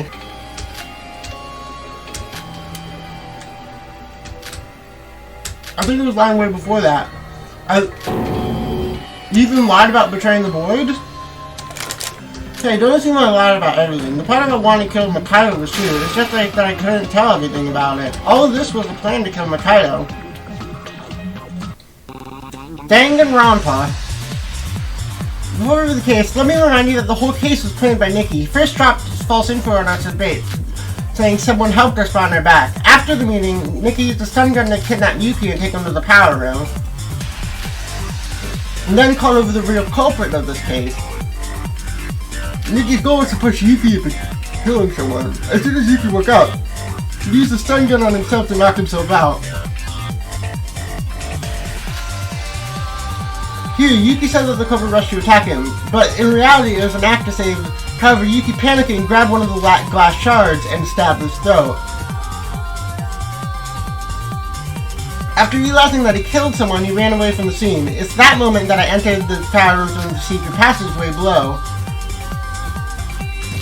I also made a mistake. I thought Yuki had killed someone. At this time, the culprit and Nikke were in the room. After checking up on the culprit, I found that he had miraculously survived the wound. However, the thought across my mind was not to save the dying culprit, but to save Yuki from becoming the culprit. Are we the traitor and we just don't know it? I think we're like a version of Akane. Since there's a version of Uchiro, there has to be a version of Akane, right? I used his hand to cut the throat. And by removing the last person who harmed the victim, it became me. Although I did something horrifying to Nikke. We believe his words that he ran away from it in fear from the crime scene, thinking of him as a victim in all this. But in reality, he must have been thrilled, as his real objective was to make Yuki the Blackened. The culprit was dead, and it looked like Yuki had ran away from the scene. However, unbeknownst to him, I had interfered and even used his hand in the crime. Yuki and I didn't check if he died. The culprit wasn't some traitor for the voice. In fact, someone knew. Even in his dying breath, he thought of Yuki, the one who stabbed him. Soon after checking the state he was in, in order to kill himself, in order to save Yuki from being the Blackened, he committed suicide. At first he tried bashing his body into the machines in the power room. The traces of blood on the machine proved this, but that wasn't going to cut it. Then the machines broke down. As a firefighter, the culprit must have known how fire can be used, so he jumped into the fire willingly. And we thought to ourselves, None of us had caused this fire. This was later used as evidence to deduce that the culprit has committed suicide. While the others were in despair, in the end, the case had no actual culprit. He was with me the whole time. To me, Rozak, I was in league with both sides of you, like a double agent. I asked you all to keep my identity a secret from Taria, but I also told Taria the same thing, to help me out since I can't trust anyone else. Thanks to that, Taria and you all started doubting and fighting each other just like I planned. I got the perfect setting to carry out my plan in the tower. This mysterious place. It's all because of Yuki Maeda. I left it obscure. Yuki is Maeda putting Yuki through the ordeal of a killing game to erase his original personality and bring in another. That is the ultimate goal and the reason for Void's existence. Madison Energy is a man with a fanatic obsession with his plan. It's like as if his entire life, nothing would have been a stronger blow than to reunite with Master Utsuro, of course. Now this is getting longer than I expected. I've been keeping silent to let Nikki have his moment, but it's too early for anything to this. I'm afraid I must end it. It's not over. There's got to be a way left. There's no such thing, and that is because you, Nikkei, got rid of the plan of its biggest impediment, Shinji. I'd like to enjoy this more. Monocro, the preparation, if you may. What other thing there could be but then the execution of this miserable wreck, who, might I say, violated the rules? Oh, fuck you!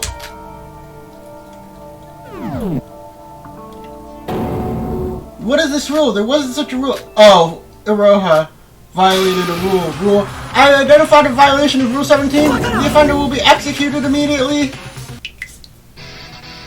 That should not be allowed.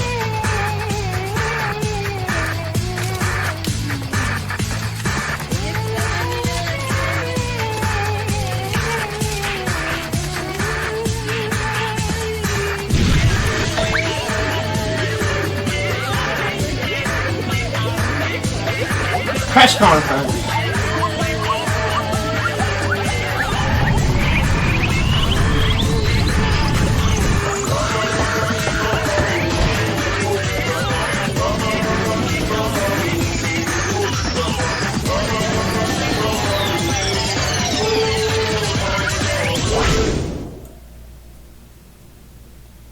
His hand.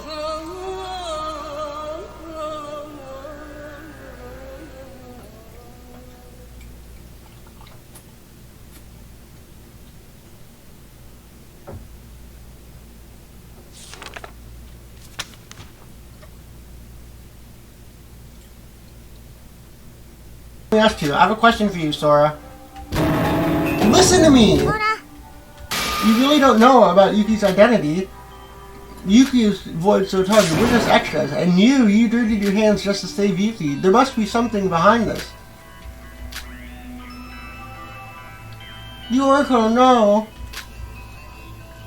What you did is murder. You played a role in this murder too. I know, and I can understand. It's not because of that. I don't want to do this to you either. You're lying to me. You know something and you're hiding it from me. What? We're going through a breakup arc right now. If there's something... What would you do, Master? So we are a reincarnation of, like, a digital version of Akane. I'm sorry. No! Not the breakup arc! Girlfriend, no! Sora, just fucking tell her! What's written on there is your reset code. I received it from someone. From Rei Makaru. What? I met her. Rei Makaru, your partner. Rei's dead. You heard, Nikkei. If you die in the virtual world, I know I've thrown out tantrums denying that. No, Rei's still alive. I don't know if Nikkei lied or if he actually didn't know about it, but Rei's still alive. And once you regain your memories, there's something I want to ask of you. What? I fucking knew it! I fucking knew it! Of praise. If you did not, I knew it was you! Monaco. Are you being threatened by Mikado or something? I've always thought you as a goofy character who worked with wood, but your recent actions have been unnatural. If you are doing this against your will, if none of this is your true intention, that's not how it is. I'm a being that exists only to host this killing school trip and nothing more. You need a basic explanation of the 5th island.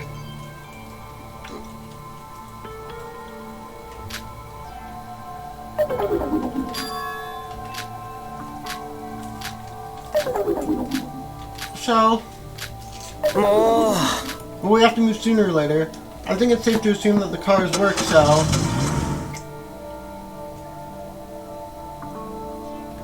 Come on in. I'm not that good at driving.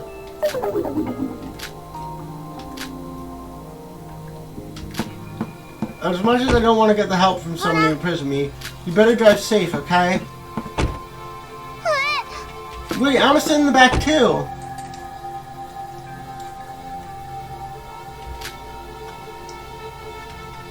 Sure, come on in. I saved the passenger seat for you.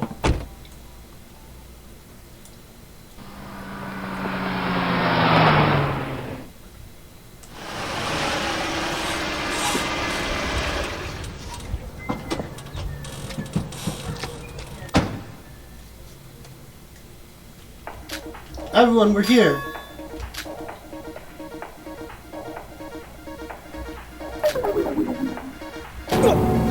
What do you mean reckless driving?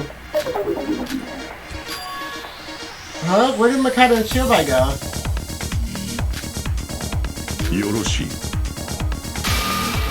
Welcome to Higa City! State-of-the-art industry and tourist attractions in honor of a special someone, or so is the plan setting. It doesn't really matter. Now the rules are absolute. I won't bound it to a specific time, but I suggest you don't go there in the night. The rules are going to be enforced at the same level as school rules.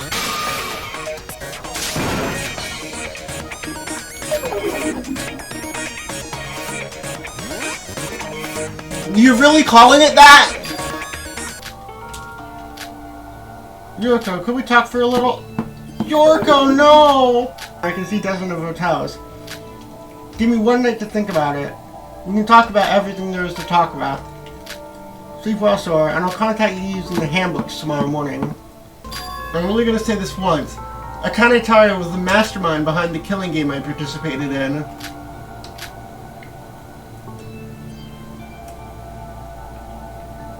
To be precise, she was working for the real mastermind who trapped us students of Hope's Peak 79th class in the 3rd lab and forced us to play the killing game. Yuki Maeda. No, Utsuro. This has to be some kind of joke. Yuri? What is this video? Is it some interview search? Oh, it's Yuriko. I need to hide. Why? Wait, why am I even hiding? I need to talk to her. I wasn't able to speak to her. She went into the hotel. I guess that's what I'm saying. I'm acting like a kid stuck in their crush to act where she lives. Now that I know what she's saying, I should talk to her once I've collected my thoughts a little. No! Go talk to your girlfriend now! The rule that says that he can't use magic for a murder got glitched. I think that's going to come into effect during this. What is that about a bug? The data responsible for creating the connecting bridge has caused a critical bug where the entire bridge disappeared. But it definitely saw the bridge at ground level. Don't leave me! Yorko, wait, we need to talk. Yoriko! No! Not the divorce art! Yoriko, speak of the devil. I need to hide. Wait, why am I hiding again? I need to apologize for this morning. What?!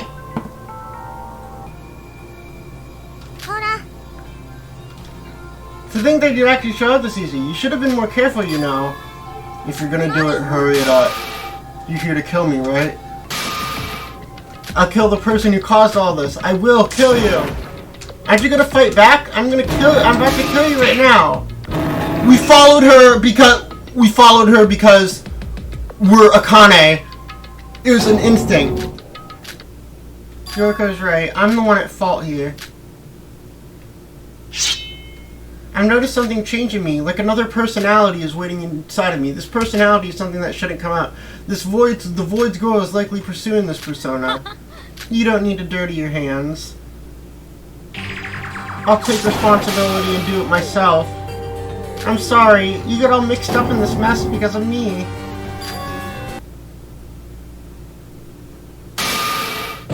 Master Utsuro! There's an obvious suspect. The one who pushed you off is Iroha Ninjue. I think so too. Even I was just had suspicions about her being a void. What's the meaning of this? Just had to recheck that scar on your stomach. Back then I didn't have my memories. So have you regained your memories? None of your business. Yes, the wound looks like it was made from the claws of a bear, presumably from an old modern Monokuma that was mass-produced. You said you got no memories. You know it's been a long-ass while, and you looked at your body but never thought there was something wrong with it. To see a big scar on your body, I would have gotten suspicious the moment I saw you. Even though I've only seen them through records, this wound from the left side and lower side resembles claw marks. I know someone with those exact wounds, Akane Taria. Interesting, I see, so that's how things turned out. Are you Akane Taria herself? Right to remain silent, not that it matters, this is the virtual world. Whether you're Akane Taria, because the fact that you have that scar, Mikado knew of her, then why the hell did he hide that information from me? As soon as I saw that scar of yours, my business was here to done. All that's left is to decide. Your friends will be arriving here to do that for me. They ended up unintentionally helping you again. Guess I gotta do what was paid for. What? Is he the traitor? Hug me, girlfriend. That far. Okay, so it's not a V3 situation. Our memories and appearance could be stuck to when we were high school situations. It's a 2 situation. It might be hard to believe, but with this, we can explain what we saw in Yuri's video. There's a lot of reason for it, but most conclusively it was Yuri. Yuri really was in his 20s. Our avatar was in the virtual world, so the Yuri we knew was from his high school age. Mikado, would you care to explain this video? I never murdered my parents. Sure, that is definitely our house, but I never did such a thing. Kanade said, but she planned to do so as a finale, and Mikado said the video was real, which means the Kanade in her high school days hadn't killed her parents yet. The Kanade in the real world has killed her parents to graduate. That was the reason why he decided he couldn't trust us. His class was the last to graduate, we have nothing to do with Hope's Peak. All Void members were saved by a certain person, they're all looking for that person. This killing school trip is a plan to meet with that person, and their target is somehow Yuki. He said this, I know exactly who. Master Utsuro. Sorry, I meant Utsuro. He's Void's savior and goal. The Void has been forcing this killing game for the sole reason of meeting him once again. Why'd they use poor Yuki instead of finding the real guy? That's because Master Utsuro is dead. Oh yeah, by the way, there was an entire game before this that we didn't play. So essentially, Yuki Maeda was actually Utsuro and was the mastermind, and they also had their subordinate in the killing game with them working for them, Akane Taria, and they both died at the end. It's okay. Everything is okay, Master Utsuro. I, Akane Taria, no matter what, will always stay by your side. That is why everything will be okay. Who are you? Akane Taria. That's my real name. I'm sorry, Yoriko. My memory just returned to me. I've been running away from it because I didn't want to acknowledge my true identity. The trigger was me meeting them in the basement of the Tower of Babel. I told you yesterday that last night, the person I met there was Ray Makaru. I don't know if you can hear, but the point is, I'll send Teruya, download his reset code, and give it to Teruya. I heard from Kinjo about this. Akane Taria is still alive. He was born with a special fate. It's like he was chosen by fortune itself, able to create miracles and pave paths of luck without even paying the price. It wasn't just about being lucky. The true power of divine luck is having everything, everyone, every matter on earth bend to your will. Divine luck will provide you with the circumstances tailored to him and him alone. The process of how it happened means nothing under that power. No result is unachievable if he wishes for it. The scariest part of this power is that it always respects the will of its user. Him and his companions. He can bless them with his luck if he yearns for it. The whole world is in the palm of his hands by the ultimate power. That is the truth of divine luck. Master Utsuro roamed around the country when he was young, using his divine luck to help kids our age. Those who met with a terrible fate, one that is inescapable without some otherworldly power. They helped so many young children escape the curse. It all boils down to his power. He blessed them all with divine luck. These children never would have been able to escape the hell on their own, so their new lives they got were... Now say this divine luck power suddenly disappeared from this world, then what happens? Divine luck is a power strong enough to bend even fate. Without it, everything brought upon it by it will reverse itself. If there was someone who should have been dead, but was saved by Utsuro's powers, without that power, their luck would also disappear, and the fate will eventually return to their original destination. He doesn't really have to do anything to do with this. Back when he was alive, he had kidnapped and imprisoned Yuki Maeda, a student, and so he could get into Hope's Peak as the fake Yuki Maeda. Oh, so Yuki does exist! Up until the moment he died, he acted as Yuki Maeda. That's why the Voids thought that Yuki's brains must have been the key to resurrecting Utsuro. Akane Tariya is in the same situation as Void. They had chosen to pay for what they'd done in that very lab, in that trial ground. I remember that as clearly today. Akane Tariya should be down in the depths of the sea. Then why? Why is this wretched body still alive when he's dead? Sora!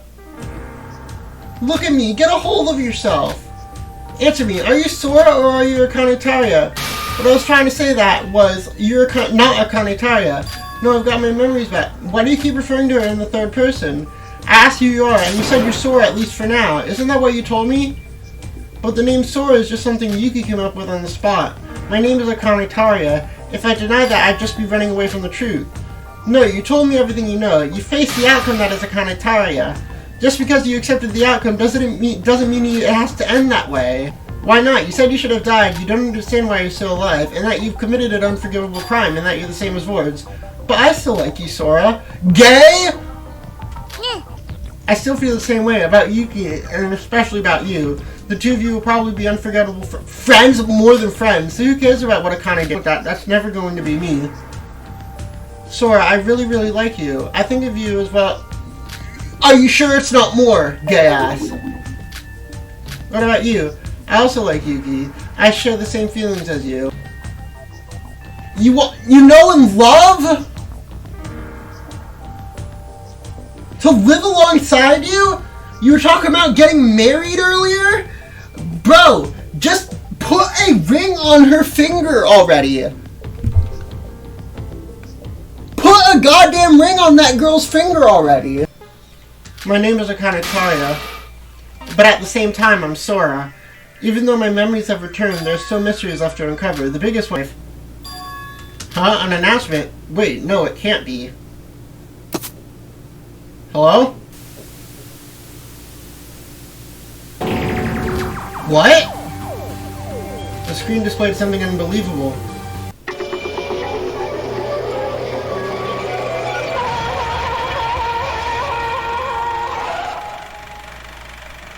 Already?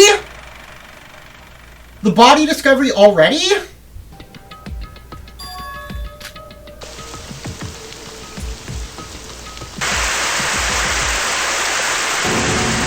it raining inside or something?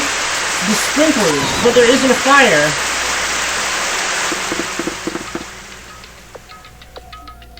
Why are you making us run out? Wait, where's Tariya?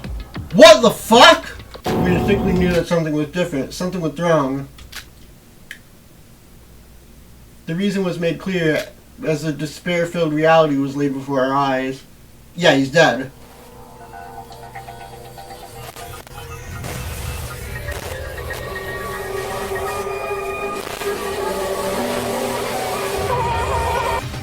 So it's 1, 2, 3, and then let's go team. 1, 2. Did we do the thing? 1, 2, what? They blue balls me! The victim is Tori. Her body was discovered in the storage room of the East Tower. There's a cut 50 millimeters deep, 5 millimeters.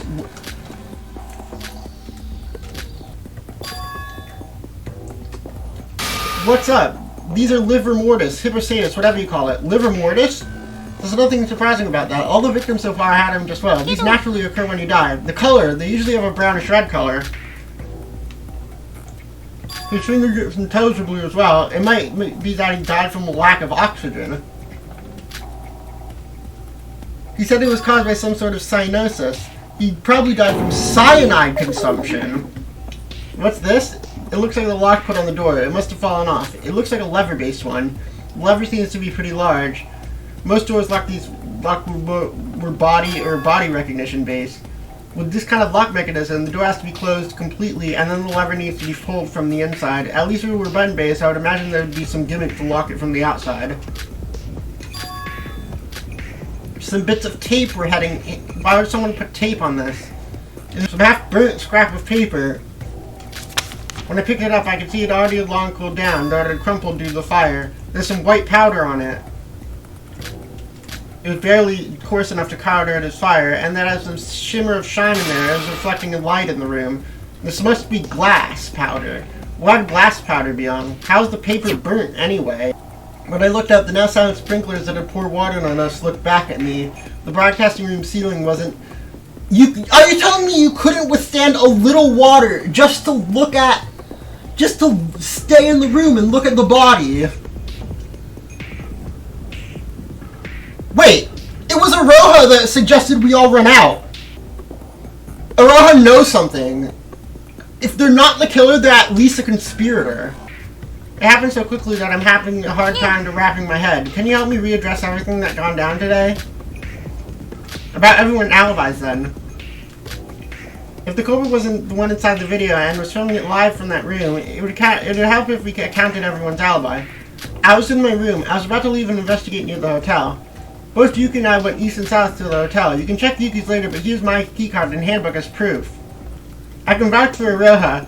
I don't know exactly where she was up until then, but I can assume she was in the east area. When I left the hotel to head there, Aroha was heading in the same direction, most likely after seeing the same video.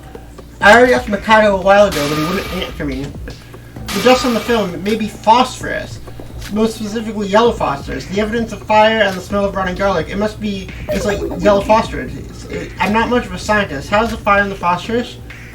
It can create phosphorus from using the smallest bit of friction. Yuki has not shown me his handbook. We have not confirmed his alibi. I tested it out myself just now. I tossed some soda can and I took from our tea party in your room, and they all fell down and were crushed. I ran down to the first floor to check it myself. Soda split everywhere on the road, cans obliterated. The camera that was always here in the broadcasting room, there are multiple of the same monitor. The culprit had used one of those cameras to broadcast the weird video. How's the culprit able to broadcast that video? I heard some sounds, but didn't this monitor originally show footage of the city? There's an interface where we had an option to show which channel to show, so I changed the channel from internal to external.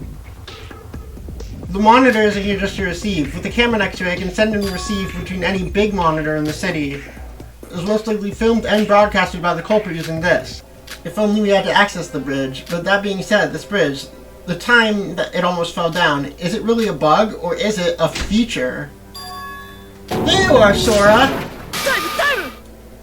Why'd you hit someone in the face? Why'd you sneak up on someone like that? I'm also doing my earnest best to investigate. I want to find the culprit as much as you do. Very well, just make it quick. But you are aware I wasn't there when this all occurred. I would like to hear exactly what went down. Sounds like you really don't need. There are 3 other people at the scene other than me specifically. He fucking wasted my time! You fucking bitch! Shiobai. Huh? Oh, Shiobai? Shiobai unfortunately will not be participating in this class trial. Where the fuck is Shiobai? Foremost, I think we can all agree that this case started with that broadcast. He's like a mix between Nagito, but I also want to give him the dream voice because he has the funny mask. It's like they were saying, come and stop me if you can. Maybe it was the culprit's intention all along to gather us at the West Broadcasting Room. Recall that it was locked from the inside, but what if the killer wanted to emphasize specifically that to everyone by having a broadcast be sent to the whole island? There's something bugging me when we're all investigating. I'll help you out. Let's go! That's my bestie. That's my girlfriend. They pulled the film from the projector to make it go through the sprinklers on the ceiling and taped it to the door lock. Then they sprinkled yellow phosphorus on the film and positioned the scrap of paper in between the sprinklers and the film. Now what would happen if the projector was turned on at this point? And it will, with the lock lever orientation, becomes horizontal from vertical due to the film when pulling it. Wait, it's fire! He uses fire magic. Mikado, that's the trick. They didn't use this complicated trick. Mikado just uses fire magic and then flew down. Because the rule that says that you can't, the rule that says Mikado can't use his magic for murders is gone. Is glitched. This is all Mikado's trap! And then he flew down out of the window, because he can fly now, even because he can use his magic for the murder. I think Teruya and Iroha, Dude and Iroha, Mikado and Iroha work together on.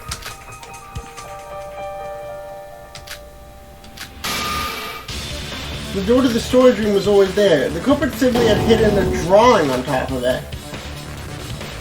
The Teruya, it was just a painting of the fainted Teruya drawn on the wall. The culprit had drawn Teruya right on top of the door. It was made to seem like the door... I don't think so. I think it was Mikado with his magic. If the... You've been silent for quite a while, haven't you, Iroha? I think... No, I think they work together. I think Mikado committed the murder, but Iroha worked as an accomplice. And because she has to follow Void's orders, that means she had to work as Mikado's accomplice. The one with skills to produce such paintings is you. If there's anything you'd like to object to, tell us now. No, even that can be possible. There's an accomplice. I thought so too! Think of the connecting bridge. It was made invisible. The connecting bridge was not in use during a bug. With that, we have a conclusion. The person who fed us false information is the accomplice. No, I think it was swapped. After the 5th West trial, we hurriedly moved to the 5th island. The culprit already planned to murder Teruya with Mikado. This is because the culprit was a Void member. They made up the false rule of no entering the Twin Towers during nighttime and went straight to prepare their crime. They needed to cover up the door to the storage room with paint, and they needed to draw trick art on the connecting bridge to make it seem like it disappeared. Mikado tried to fool us, saying that it disappearing was a bug, and because of what happened in the Tower of Babel, not one of us had a hint of doubt. After the preparations were done, Teruya was kidnapped and poisoned to death by the culprit. His corpse was kept inside the East storage room, but because we didn't even know the existence of the room, we weren't able to find a single existence of him. And on the fateful day, the culprit prepared a little premonition. They moved to the East Broadcasting Room to plant the stab wound. It was made in relation to the broadcast they made. They then erased the paint hiding the door to the storage room and moved to the West Broadcasting Room. There, they first carried out their plan to create a locked room mystery. It required locking the door automatically using a projector film. The culprit picked up a creepy film to be slotted into the projector and covered it with yellow phosphorus. He hung the film through the sprinklers and stuck it through the door with tape. With this, by turning the projector on, the culprit was able to lock the door and pull the lock. The culprit then started to draw Teruya on the wall to imitate his appearance lying dead in the East storage room. Because they had great talents in painting, they were able to draw a trick out of Teruya and mess with their depth perception. After it was done, the culprit used the computers to broadcast the footage to the whole city, and they filmed themselves holding a knife, when in actuality it was just a painting of Teruya, but there was no way to know that just from the footage. But that wasn't all there was to it. The culprit then broke one of the windows. This made us think that the culprit maybe broke the window to escape, but the chances of that were very low. The real reason the culprit broke the window was because they needed glass shards. They crushed the glass shards to create glass powder, and then sprinkled it on the piece of paper. The culprit tried the paper with the glass powder on it to the sprinklers, so that the paper faces the side of the film with the yellow phosphorus. When the door is forced open, the film would roll back in, causing a friction between the two materials, activating the sprinklers. All they had to do now was leave the projector and turn the projector on. And just like the culprit intended, the door is locked as seen in the film has stopped rolling. At this point, we'd seen the broadcast and headed to the west broadcast room. The culprit didn't have much time to spare. They used the bridge to cross over to the east building. They went down the elevator and met with Yoriko, creating their alibi. Originally, we thought that the culprit suddenly appearing in the east area was impossible. This was because we thought that the connecting bridge was out of use, but that was the culprit's plan. The culprit regrouped with everyone and helped break down the door to the broadcasting room. Once the door was destroyed, the film started rolling again, causing a fire underneath the sprinklers between the friction. So before we got the chance to address the situation, the sprinklers activated and we had to leave the room.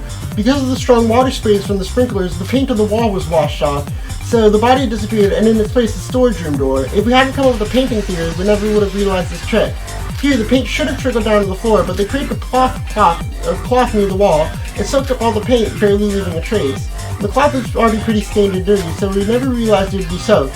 As soon as we noticed Teruya had disappeared, we searched frantically for him and found his body in the east storage room. The culprit had a true mastermind, but the culprit simply did what they were told to. Even so, they killed Teruya. The culprit, the last remaining void, the one that killed Teruya with their own hands.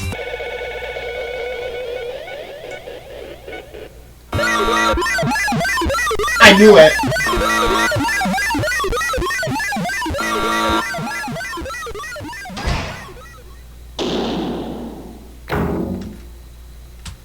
I fucking knew it! Mikado uses magic. Something wonderful! The poison I gave you was fake, just plain old salt. I'd already put the real cyanide in advance. All you did was sprinkle some salt on some already poisoned food. He uses magic. Why would I ever believe you? Here, I even have proof.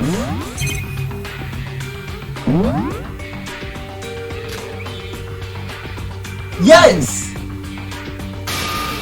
The rule is crossed out. That doesn't matter in the slightest. I did not commit any foul action in this case. I can even ask Monocro to reinstate that rule. Your theory was indeed perfect, except for the fact that you guessed the wrong person, so in the end, you lost fair and square. Isn't it time you realize that there's nothing more to it? Okay, if he didn't use any magic, then yeah, he won fair and square. Whether he cheated or not, the outcome has already been decided. We lost the class trial. Finally, my lifelong dream has come true. I've abandoned everything for this, and now I will be reborn. What? I will be reborn? Commence the execution.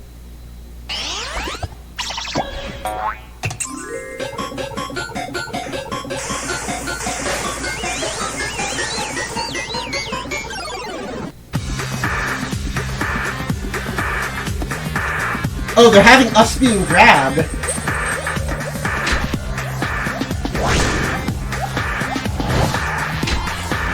I love you, Yoriko!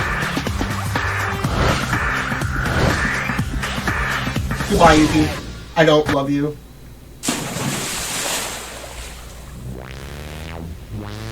What does that say?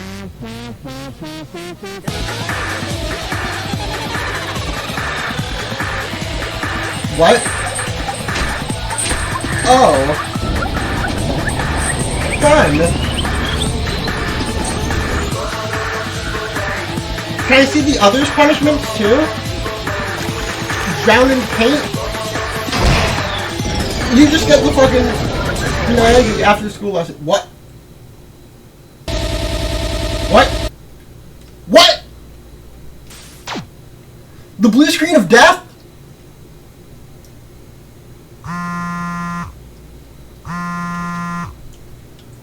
BSOD? Hello? Really? I'd say it's a lot later than I expected. Right, good to hear that. I keep things ready until I survive. Never mind, it's nothing. See you later. So this day has finally arrived. Kinjo! Let's get ready then. To finish what happened back then. Let's go, Kinjo!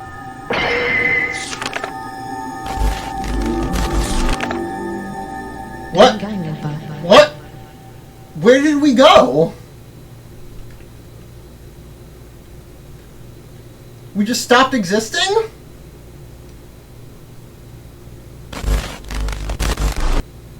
We no longer exist. I finally solved it! That bug I was talking about. The 7th method is returning the value void. Is that Was Koroko Makako this whole time? Why does Mikado look like Shiobai? What's with this folder? It's not any programming code. I haven't deleted. Oh, it's not like you've seen something you weren't supposed to. This is just something we're talking about. It's all in the past anyways. I'm always thankful for your support, so I guess you can tell us these much. Haven't you always Oh, it's not... This is a file containing my daughter's brain map and digitized electric signals from all the responses she got. Born. I had her specifically for that project. It was much convenient than getting another children. I had her born in the lab and started my experiment. Peak Academy. And there's a name I recognize occurring many times in my daughter's memory. Utsuro. Isn't that the person you were looking for? Utsuro. Coco, the event I met with you was also made by Master Utsuro's will. This could prove to be even more important than the AI we're creating. If it's money, then I'll give you much more. Please. Give me a few more as a tip. I guess I'm skipping sleep tonight.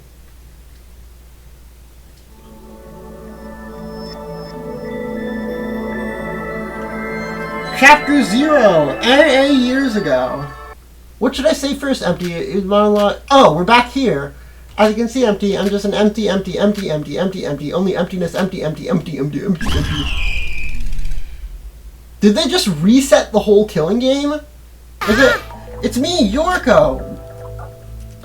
How is she slaying both like this and how she was before? Fucking slay! Sora, look at this. This is the reset code. Did this bring my memories back? The reset code is not absolute. The reset code just initializes the tampered state of data. Tampered state? What's that? Wait, what? Pleasure to see you all again. Wait a second, I'm no longer your enemy. Nikkei said a few things everywhere. Besides, the reset codes were solved, so I think you have already come to your conclusion.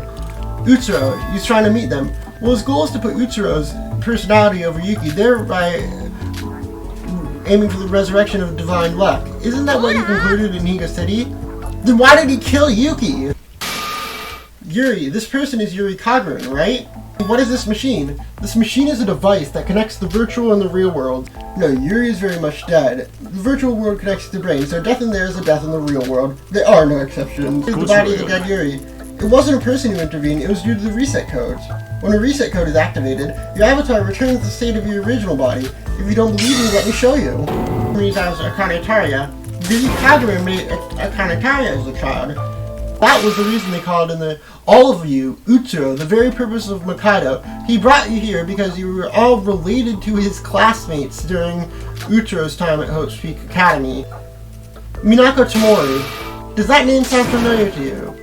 His only daughter, Kizuna Tamori, is she was one of Utsuro's classmates. All of you, except for the members of Void, are related to the 79th. Technically, Void sought help from the 79th class member Utsuro. Since they're technically related, all of you are technically related. Teruya was also a classmate of Utsuro. In Mikado's plan, everyone was supposed to have, but there are some people who were in the 79th class itself. That includes Akane Taria, who had to collect everyone. In order for Yuki to become Utsuro, he needed to create a similar environment to the previous game. He called it reproduction. No matter how similar the environments and the conditions are it really possible? Is it really possible? It's basically brainwashing. If it's possible or not, this theory has already been proven by someone before. Junko Enoshima, have you ever heard of her? It always comes back to fucking Enoshima. Junko Enoshima, she's the cause of the oh right, this game takes place. She corrupted Utsuro, and as a result, most of the class of 79 died. She's the root of this world's chaos. Well, she died a long time ago, after popping up a few too many times. Ha ha ha, do you get the joke? I've never been to Hope's Peak Academy. You weren't a student, or Yuri at Hope's Peak Academy. And here's the problem, when you started the killing school trip, why did your memory go back to when you were at high school? You should know because Hope's Peak Academy was closed several years ago, so the ultimate students that were considered symbols of hope in this world could no longer be found. That's when Mikado decided to kidnap all the people. The symbol of hope. After the tragedy, major restoration, there were people who started great contribution to this restoration work. Those people were the next generation of hope, just the same as the ultimate students were. They were called the symbols of hope. Mikado focused on that and the title itself, and put everyone's age back to when they were in high school. You are virtual ultimate students. The name of the AI. I guess you could call the real Yuri my father. My purpose is to help humans. My purpose was to manage various flights. I must have been developed for that. Even though most of my data has been modified, I still feel intelligence is not human. As an AI, I have no feelings of guilt. The only person who committed a crime is Mikado. An artificial person acts on its own emotion and ignores algorithms. That would be called an alter ego. Yes, however, this is not relevant. She's the mother of the ultimate exorcist, Makako Kurokawa, and she is a member of the 79th class of Hope's Peak Academy. Wait, Makako, my head. Detailed explanation. The reset codes synchronize your data modulation in the virtual world with the real world. It does exactly what it says on the tin. Resets your manipulated data. The voids have no tampered data, so the code stays the same. Kanari said something like, "What's this amazing note?" That sounds like a lot. The content might be something we can use against Mikado. There's no backup for that data. The recovery will be impossible. You managed to restore the burnt monocrew, so what's the problem? That is possible because there is existing backup data. The data on Miss Chikaburo's note. The only thing I can think of is Mikado himself deleting the data, or then how are you all alive? Well, death isn't guaranteed, but considering the sort of people Ucho help, you imagine what would happen if luck vanished. Divine luck itself doesn't cause death, it just makes people like me go back to their hell, and that could cause suicide. Even though they were all... It depends on how much they needed that protection. He said that... That's right, some people's lives were saved as a result. Just as much as some people's small wishes were granted, some people's lives were saved. And the degree of the disappearance matches the total amount of divine luck they received. Shiobai was our void's collaborator. But what happened between them... Shiobai's memories might have been manipulated like all of yours. Shiobai's avatars were looks like the void. Since he was hired for the plan, he wouldn't be a symbol of hope. What the fuck? It's been a while, you damn fools, surviving like cockroaches. I guess I should have congratulated you. This plan should have ended much earlier, but I've disregarded that plan now. I have no choice but to deal with you myself.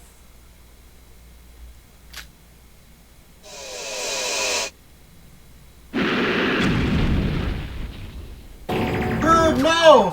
Okay, you say? According to the original plan, you all should have been executed and died. But since things turned out like this, a revision of the plan was needed, so I will spare your lives accordingly. I'll return Yuki to you, but I cannot at the moment. The answer is yes, you have nothing to worry about. Voice plan is the restoration of divine luck, but that doesn't mean we have to sacrifice Yuki. Ucho can be provided with divine luck, a happy ending where everyone wins. Isn't that what you want? There's no need to fight each other. The 5th class trial should have been the last. No, the plan should have been finished after that. The last judgment ended up in disaster, so if we wish to get the good ending, we have to try again. We will not be discussing a murder case. We will discuss the truth, specifically my plan, about Void's plans, the killing school trip, and the next generation symbols of hope.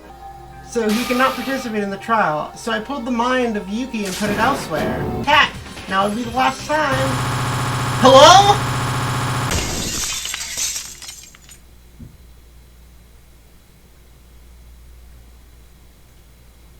What? Holy shit, I got jump scared. Oh, hey, Kinjo.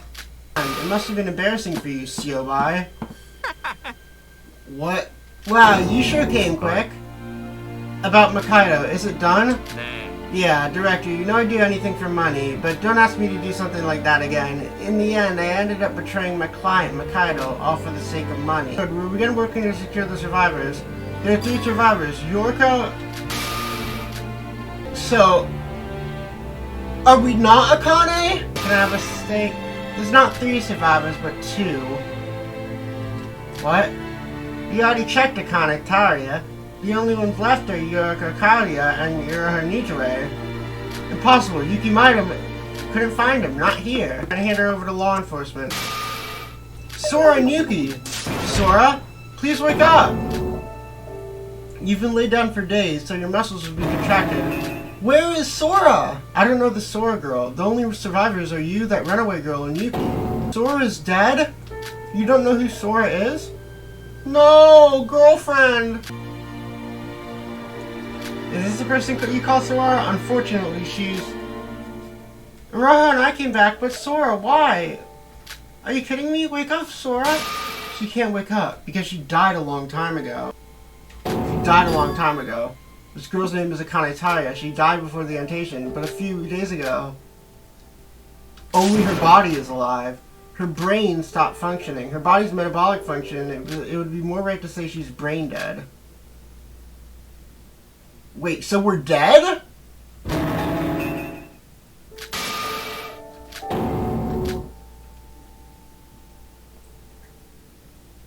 BCI is a way of connecting with the brain. How could you connect to her brain if she's dead? The function is working without the aid of machinery in such a brain-dead state. Just put me in a robot then. How are you? Do you regret it? Are you in despair? This is our destiny. This is the result we were given. That's why I warned you. Did you really believe you could be forgiven? What? Nice to meet you, Kisaragi Foundation. How was I able to restart the Neo World program? Well, I never imagined you would put code that bypasses security and closes the program from the outside. The method I used? I don't know. When the Neo World program was closed and the emergency power cut, my death could have been certain. I want my actors to reprise their roles. I'm referring to Shiobaya Aroha and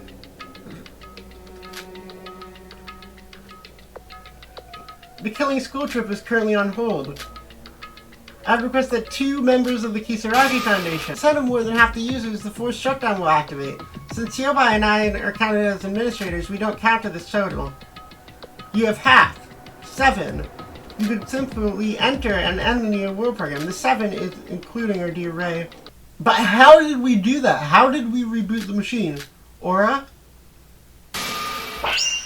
Wake up, Sora! Sora, are you okay? Yoriko? Is it really you? I'm not dreaming? Sora, I'm so happy to see you again. I only exist in the virtual world. If we're an AI, just put me in a robot body. Like, I was thinking the same thing about Danganronpa 2, right? Just like take Chiaki's files and put her in a robot. Can't they do the same for me? Or for Sora?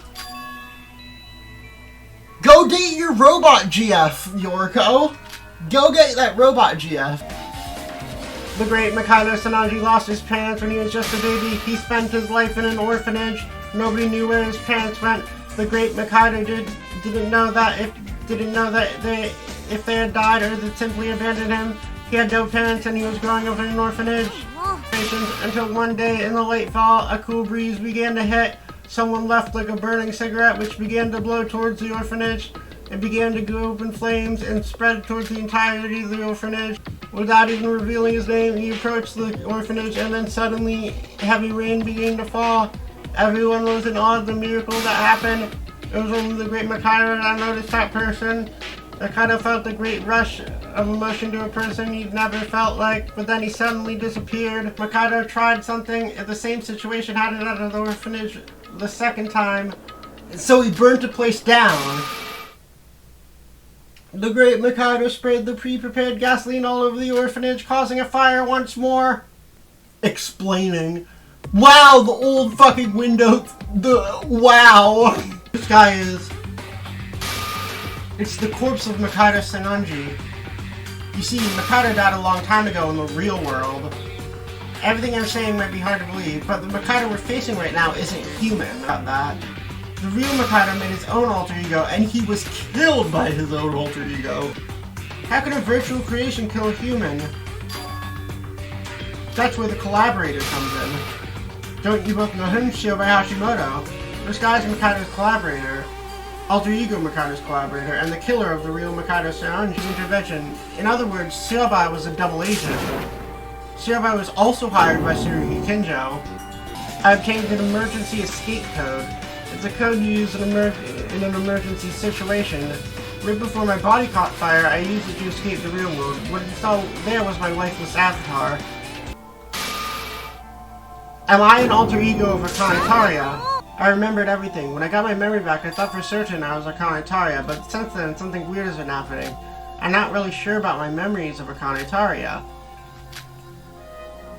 It's like a memory that I haven't even experienced myself. It just feels like an emotionless memory. And another person I've spent all the time with isn't fake. Everything will be just fine. We should go on a girls' night out, just the two of us after this is all over. What do you think? I wasn't the fake ultimate hostess for nothing. You better be prepared, Sora. We're gonna drink the night away until one of us blacks out. This is... It felt like we entered some kind of control room. There's security footage all around the monitors and buttons. Considering it's been locked, it must have been used to keep tabs on it. What?! Welcome to my room! Also known as the control room. This room is used... Dad, me? I have no clue what you're talking about. I'm still alive. Help? You? When did that happen? Sorry, that's impossible. I was built only to save Mikado. I have no ill will towards you all. Nani, kore? Where am I? I'm pretty sure I logged out. Pleasure to see you again, Taria. You arriving here means you've unlocked your reset code, and after all that, you still fell into my trap. It's too early for you to die. Even though you're already dead, there's a possibility that it'd complicate things further if you died. So I decide when you die. If you disappeared from the virtual world, my firewall would disappear too. When you flew off and lost consciousness on the first island, I modified your data a bit. You are now this world's first human firewall to block access to the real world. As long as you're inside the virtual world, no one else will have access.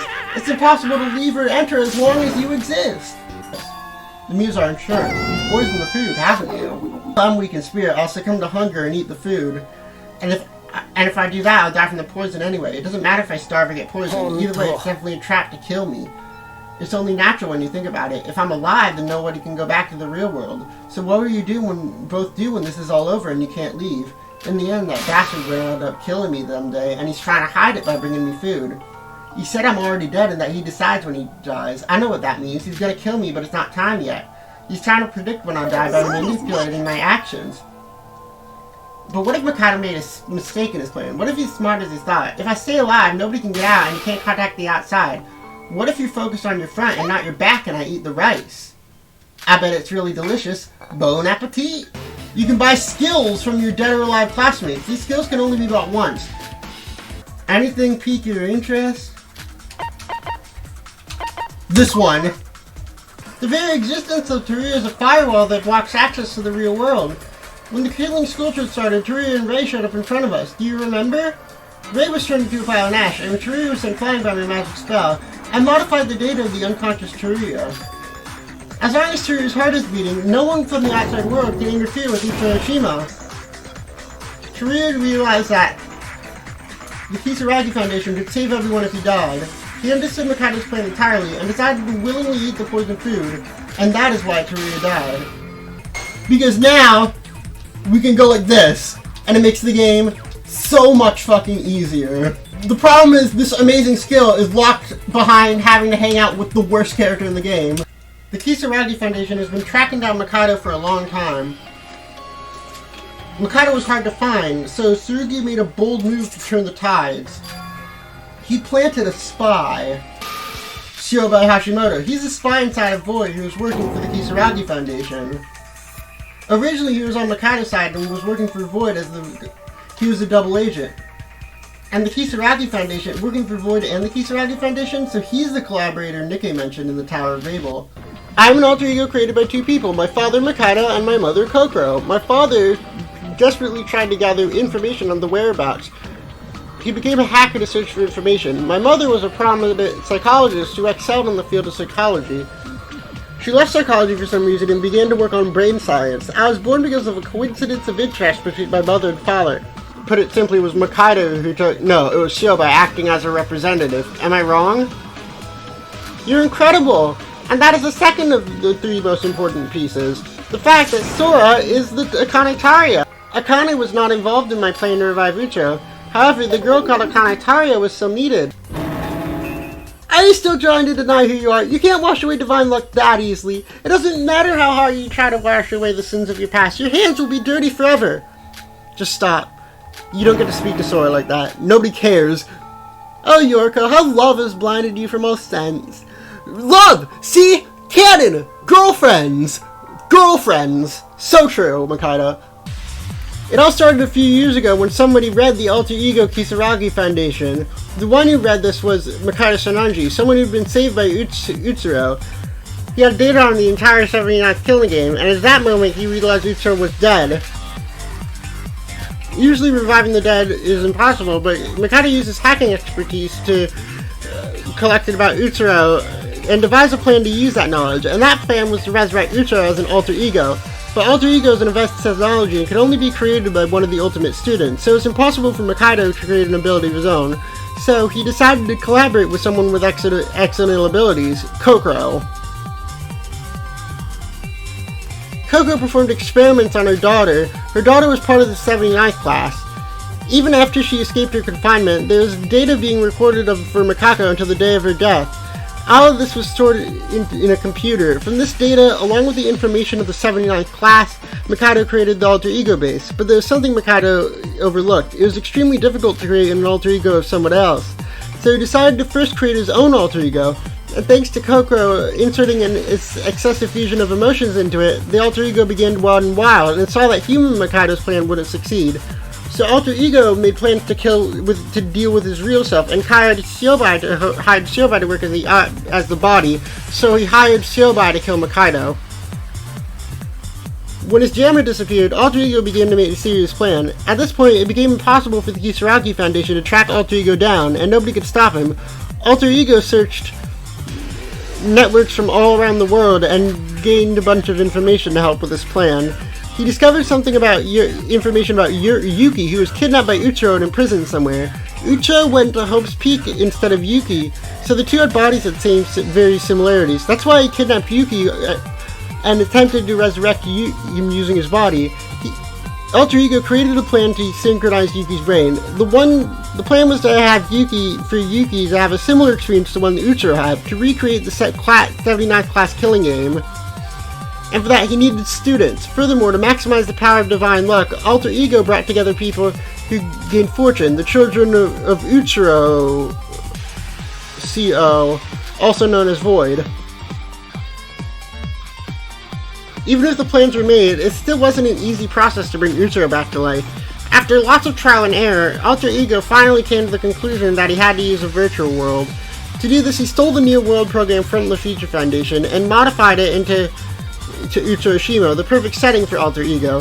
He started to gather the remaining participants. All the participants had something in common. They were seen as symbols of hope.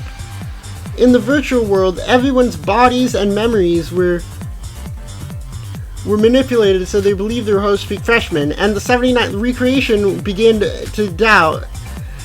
What? Thanks to the effort of Void and the power of divine luck, everything went smoothly, all controlled by the will of an alter ego.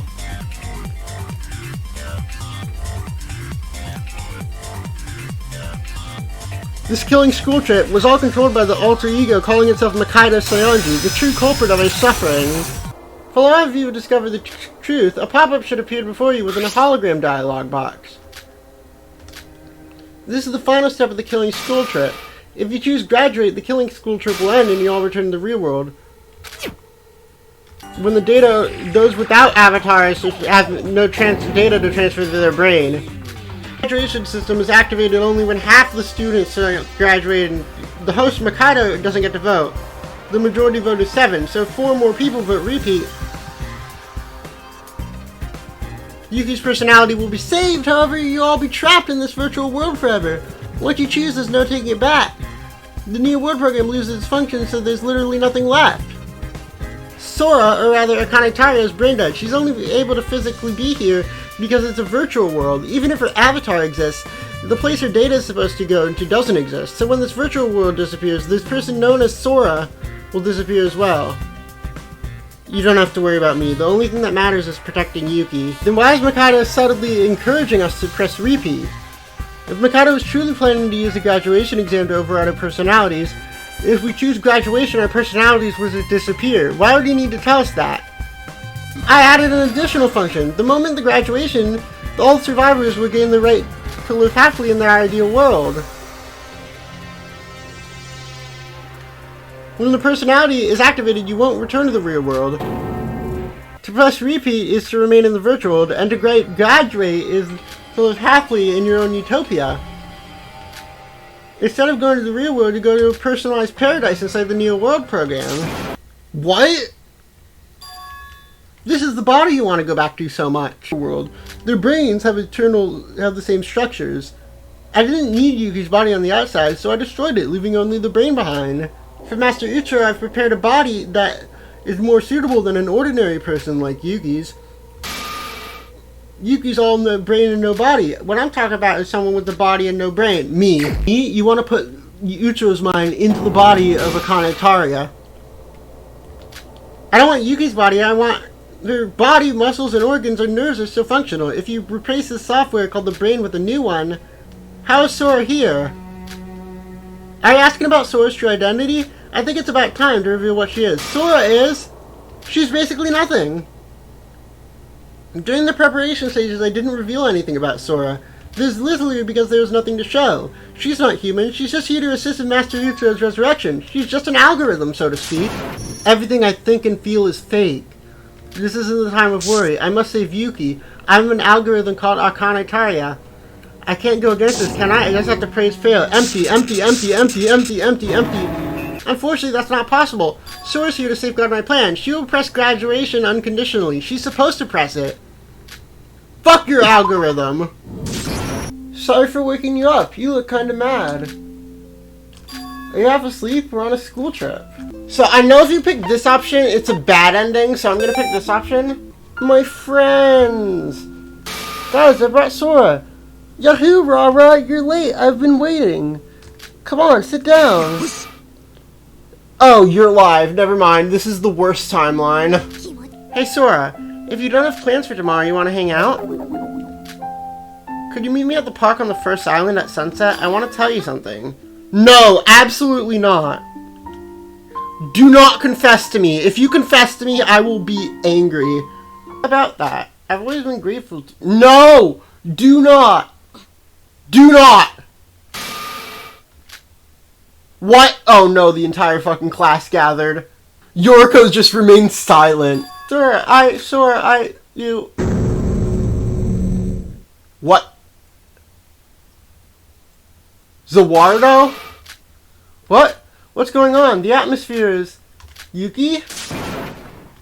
Everything is frozen. What the hell is going on? Yeah, it's not over yet, because you're still here.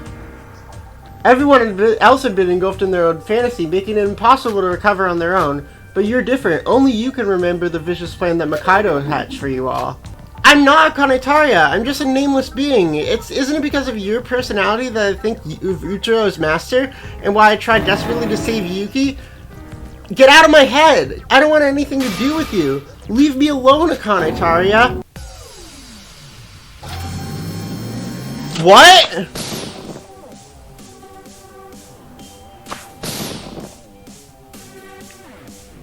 What? Is there any hope? Look at Akane Taria fighting for hope. Are we playing as Akane? It's one-on-one scrum debate. Oh, wait, no, we're playing as Sora. Oh, wait, we just have to face off and she's gonna counter it for us. I'm nothing more than a tool for the plan. Sora, you're not a tool. You're a person. You can think for yourself. It's game over already. We lost. If we really lost, I wouldn't be here right now. This is sick. A reverse scrum debate. That's it. I don't want to go back. I can't deal with this anymore. I'm giving up. Just leave me alone. Don't give up, Sora. It's not too late. There's another way, I'm sure of it. So you're just gonna keep pretending you don't know the truth? Can you keep running away from reality? What's the point of it all? You should already know. You made a promise to your friends. Just because you accepted the outcome doesn't mean it has to end this way. Let's go, Yoriko. That's why she's the GOAT. That's why she's my girlfriend. Yoriko. Took you long enough, Sora. You remember me? Nope, no clue who you are. All I know is that someone called Sora's here. I don't know why. I felt like I had to find you. I don't know who you are or what you're doing here, but... Your utopia doesn't have me in it? Yuriko, are you happy right now? Yeah, I'm happy. As long as I stay inside this house, I don't know why. The happiness isn't just someone bring. I think I'm holding on to something from the past. Happiness without reason isn't true happiness. You really are Yuriko. Yep, I'm me. Are you sure you won't regret this? Yeah, although I might not be satisfied with the result, I'll never regret it if I don't follow you here. She knew about me this whole time. She remembered me because she loves me. Girlfriend. Girlfriend. Sora, I like you. No! Too bad I like Yuriko. This is Sora's fantasy with Yuki? No. This is one of Makaido's tricks. Sora's fantasy is to go out with Yuki. It's a Makaido trick. Hi!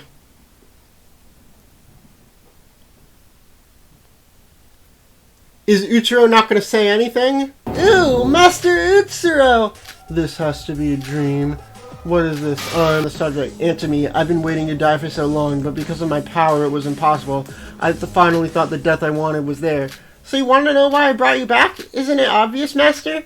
It's because...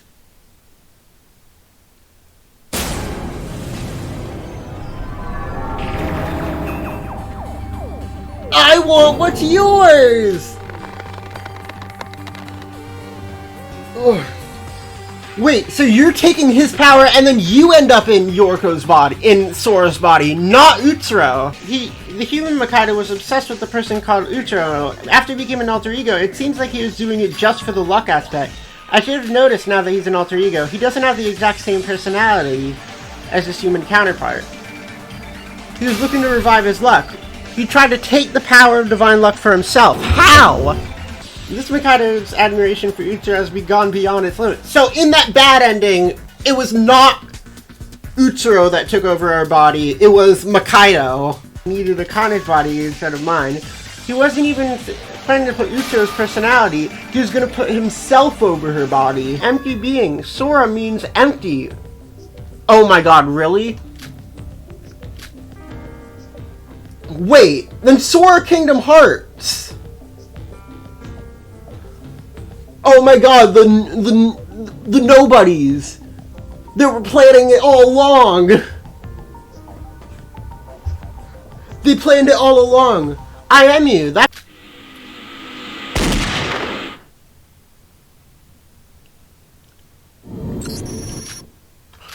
What? Ugh! What the hell? He just got shot! Let's go, Tsurugi! If you intend to use violence, I'll respond accordingly. It might seem like a happy fantasy, but it was nothing more than a disgusting sight to me. I'm not sure I can do that. How? How did you just shoot me? It's impossible! I absorbed Utsuro's divine luck, so why did that shot hit me? Utsuro never had divine luck to begin with. You tried to bring back the divine luck by recreating the personality of Utsuro from the time he died, but that would never work because divine luck had already passed onto a new host. Utsuro is no longer the holder of divine luck. He hasn't been for a while. The current host is Akane Taria, or in other words, me. In the last moments of his life, Utsuro gave her his power. Isn't that right, Utsuro? Yuki and Albino didn't. Their personality should have vanished.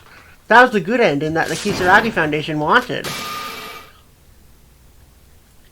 If Mikado was to be defeated in the clan, everyone would have had a happy ending, except for Yuki, Maida, and Albino. That's why she revived Mikado. It wasn't a conscious choice. However, I promised him that we'd all go back together. That's impossible. It can't be true. Akane Taria had divine luck. I should have noticed. Want to know why you didn't notice? Because the default value of your algorithm states that Master Utsuro is the director of divine luck. I know because I'm an AI too. Even alter egos have a default algorithm inserted them by their developer. So if that was your default algorithm, it would be near impossible to think against it.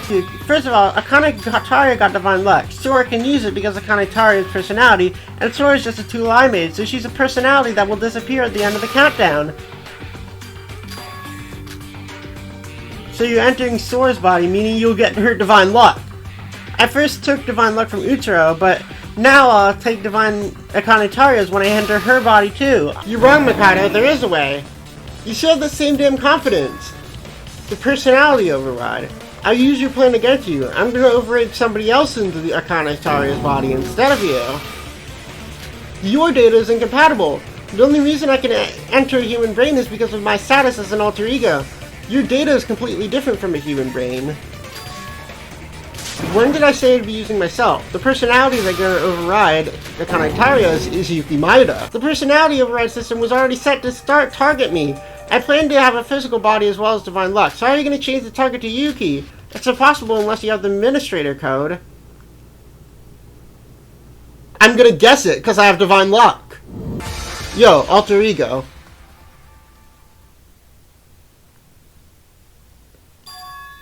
Don't underestimate us humans.